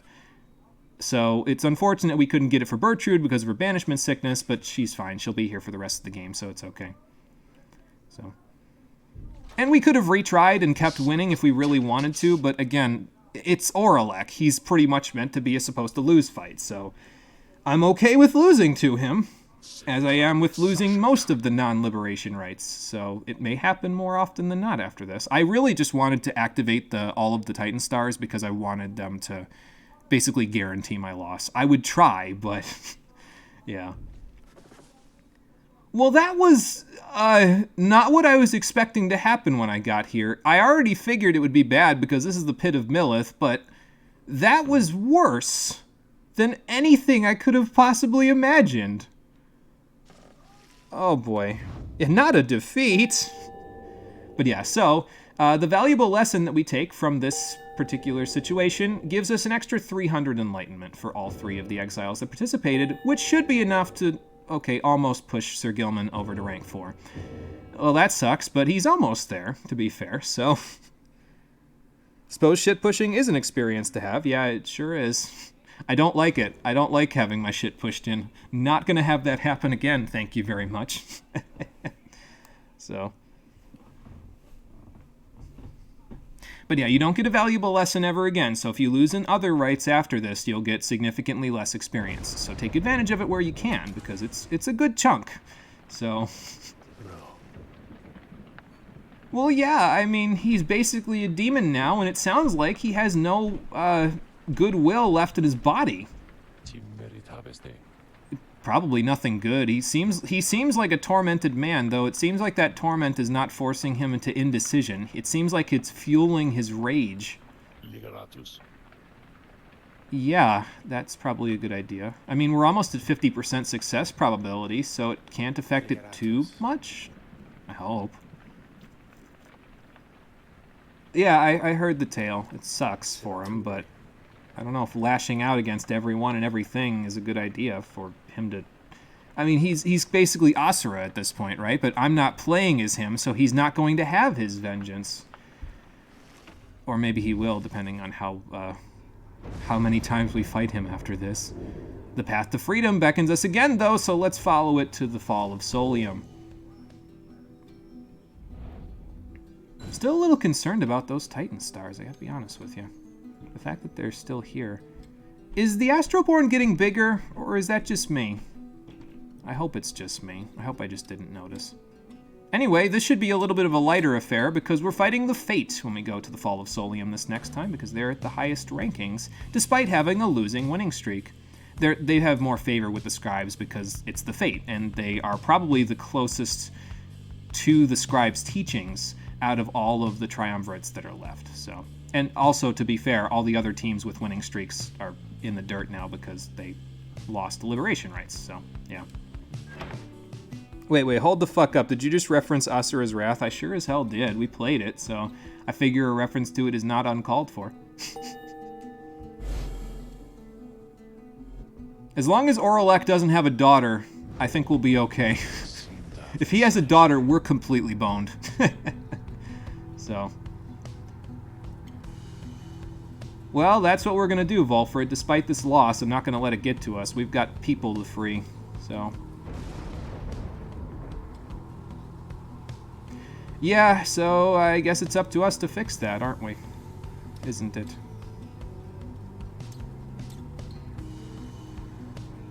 True. And, well, if we have anything to say about it, those corruptions of the teachings of the scribes will no longer be prevalent up there. There is that, though, isn't there? He does have his own agenda now. We are going to have to be careful around that one.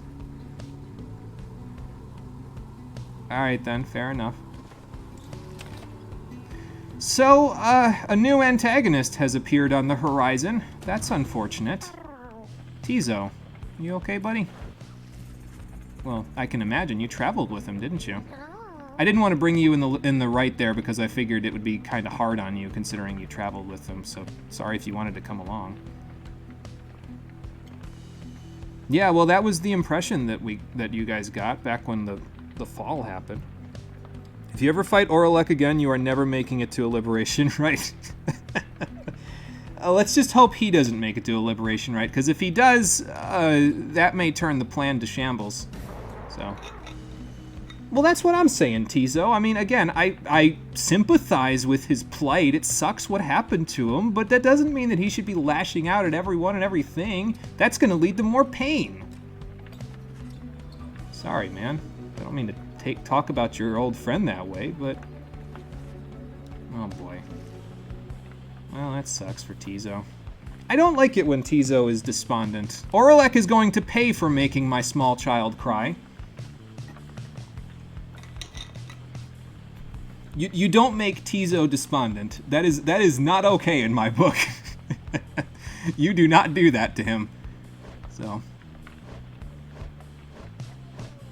Alright, well anyway, we'll worry about who gets what in a little bit here.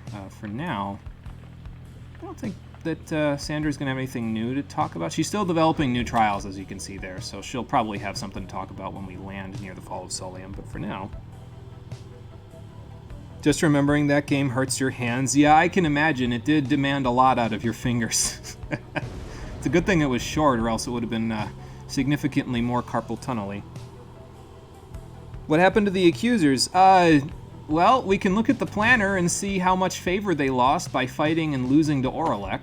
Oh, they didn't lose that much. Actually, I think they're right at the same as where they were, so...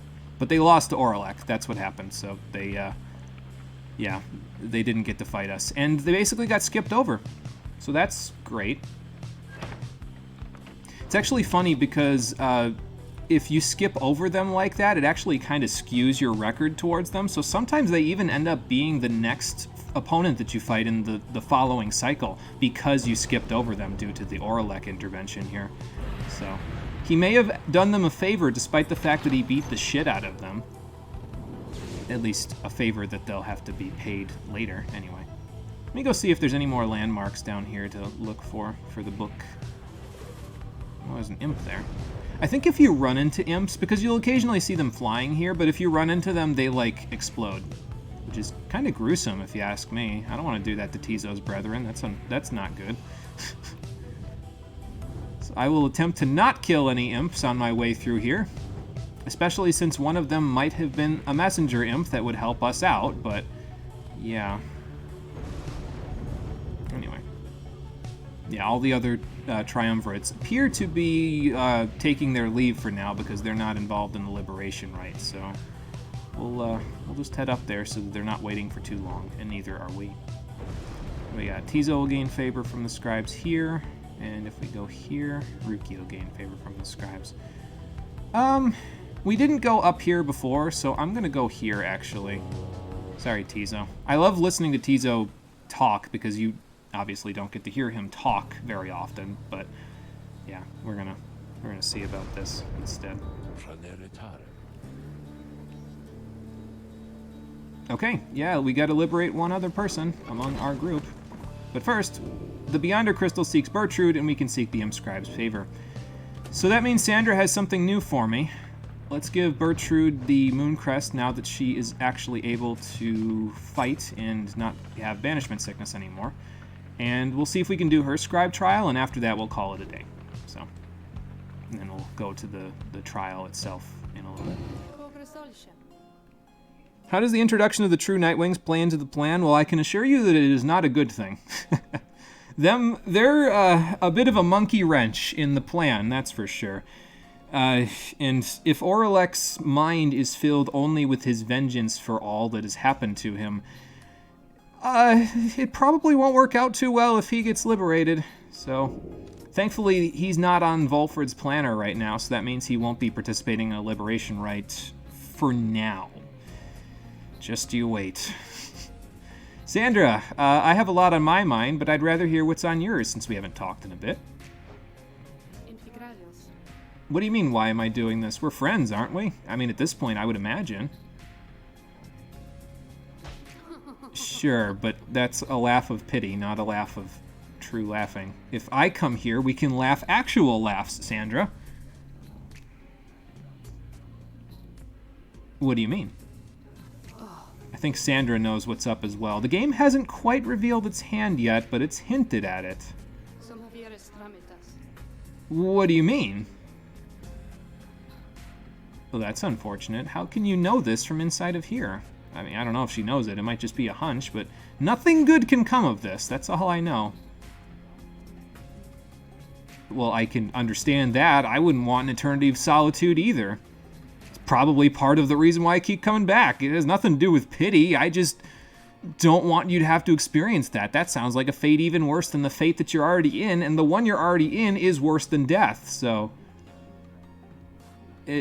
Listen, do you think I'd commit to a joke that hard?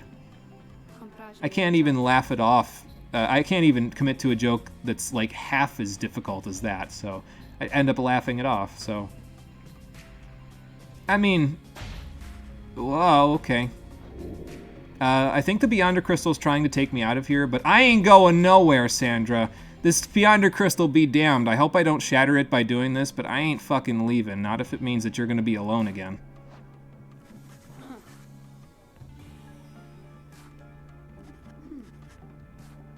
And that's all that matters.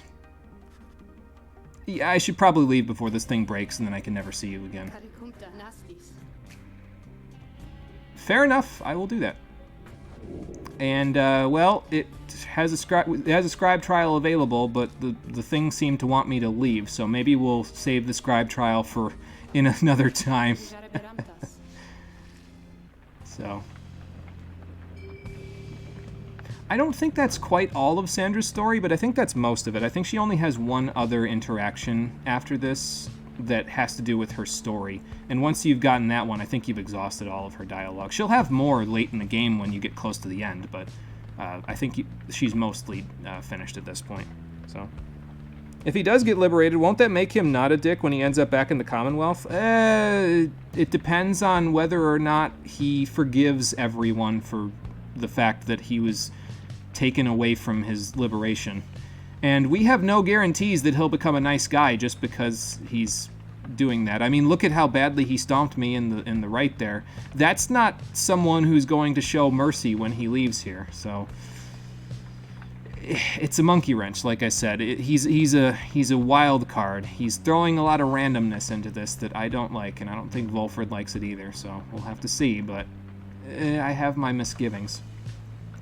Alright, so let's give the Beyonder Crystal a chance to recover from its shuddering just now. Let's seek the Imp Scribe's favor instead. Figure Tizo would want to go see Haub, but, well, maybe later. It's ya boy! That is the plan at some point here. How you feeling, Rookie?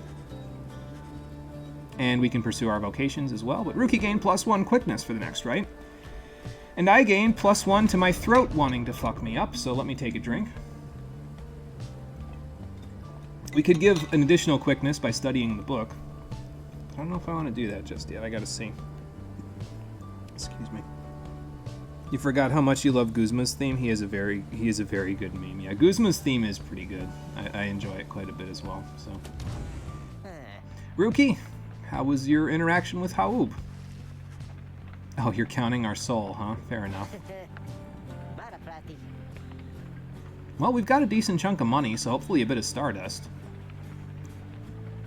Oh, well, good. I think that means he should be able to buy more rare items for us, right? I mean, do we have any use for the soul otherwise? Exactly. That was what I figured, so... Yeah, and that's the idea, so if we keep putting stardust on it, it should make our job a little easier. What do you mean, cheating? Well, I figure. You traded goods with him before, didn't you? Yeah, he was one of your importers, so that's fair.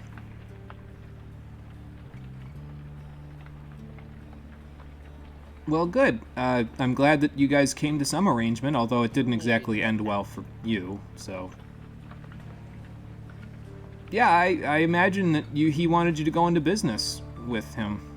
Yeah, imagine Falcon Ron's surprise, and how much he would talk, and talk, and talk. Yeah, I didn't think so. Oh my god. Well, that's one reason why you're here, honestly. I'm glad for the discount that you've been able to get us with him. It's nice when you have an in with people like that, you know, so... I mean, I'm okay with that, honestly. Fair enough. You do that, Rookie. Have fun. Alright, so maybe now we can do the trial, since the crystal doesn't want to kill me anymore? Let's do a scribe trial. We'll see if we can do it in the next couple of minutes here. I'm trying to think if this one was difficult or not. I mean, I have swiftness now, so that should help a little bit. And we have the Hex of Victory, which will both come into play here. That means that Bertrude's going to deal 30 damage to their Pyre, because they always start with less Pyre than we do. So as long as we maintain an advantage, it should be okay, I think. We'll see. I'm going to have to get used to her jumps one way or another, because her jumps are the key to her scoring, so... Well, I would think so. She actually knows a decent chunk of the rites, considering she's only conducted 2 of them. Well, inspiration is pretty cracked, yo. I do have need of you, but someone else has more need of you, Bertrude. Let's see what she has for you.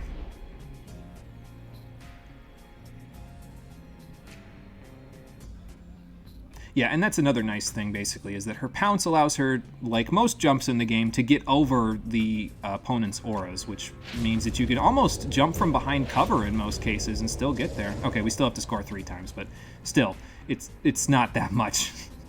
So, not one to mince words, are you, Bertrude? Alright, let's see what we can do here. It's really not that far to get to their Pyre, although they're all fast, so that might not be very useful for us. Okay, well, that's not what I wanted to do. I kind of wanted to go close to the ball and then, like, cast instead of doing what I just did, but it's okay. We still have access to the Hex of Victory, so... Oh, God. Get out. Yeah, I mean, you can give me the ball, that's fine, but... I'm still gonna get rid of you before.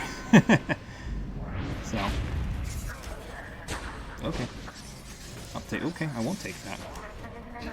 No, I will take that. Okay. I was trying to jump right there, but again, I jumped just a pixel too late. So. I'll jump now, though.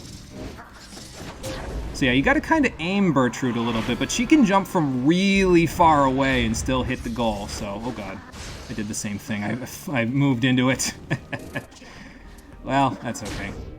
We still have a hex on our side. We only need 1 more, so... Okay. I'll take this, thank you. We'll go down here. Jump right on over. Easy. Yeah, they designed the battlefields to help out with Noxalis, with all of your... with all the people that you're using, basically. Because even though it's 1 versus 3... There's usually a spot that you can go where you have the advantage over the 3 of them, because they have to kind of come to you, and then you can run around them, so. Bertrude is talking shit about Sandra. Oh, she's braver than I am. Oh my god. Fair enough. Thanks, Sandra. I'm glad she's in lighter spirits now.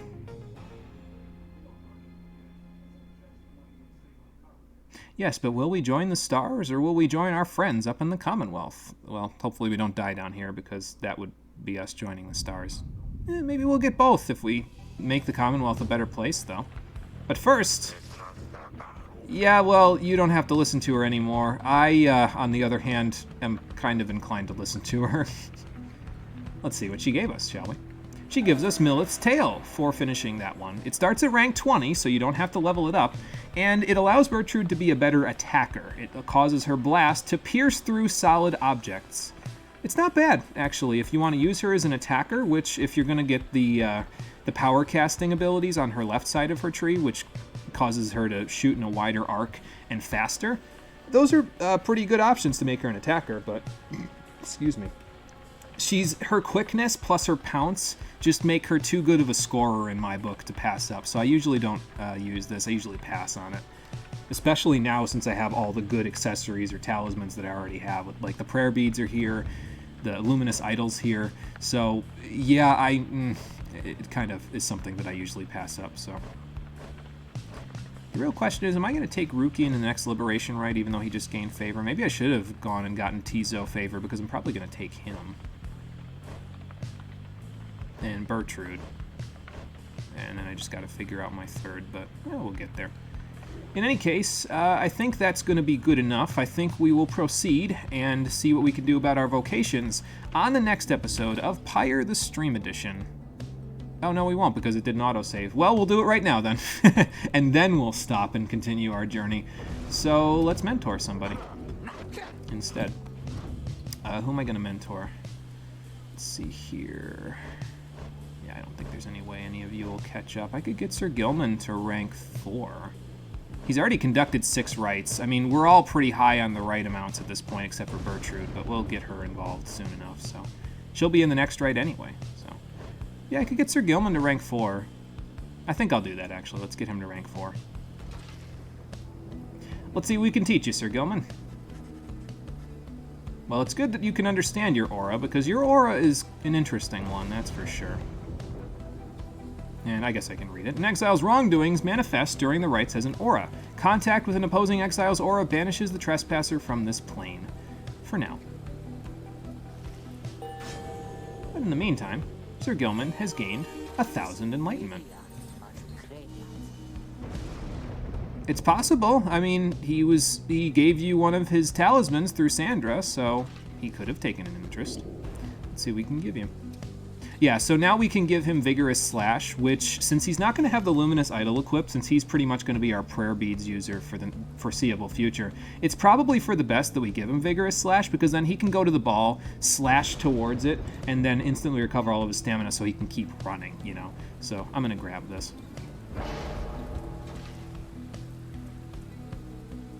It does cascade like a flowing waterfall, especially when you actually hit with it. So, there you go. Yeah, we have to see that autosave show up in the top right corner there, the Pyre's star symbol, in order for the game to save. Otherwise, I would have had to go back and do something else. So, now we can call it a day. So, we'll move to the next Liberation Rite on the next episode of Pyre the Stream Edition, which will be happening on Saturday at 4:30 p.m. Eastern Standard Time.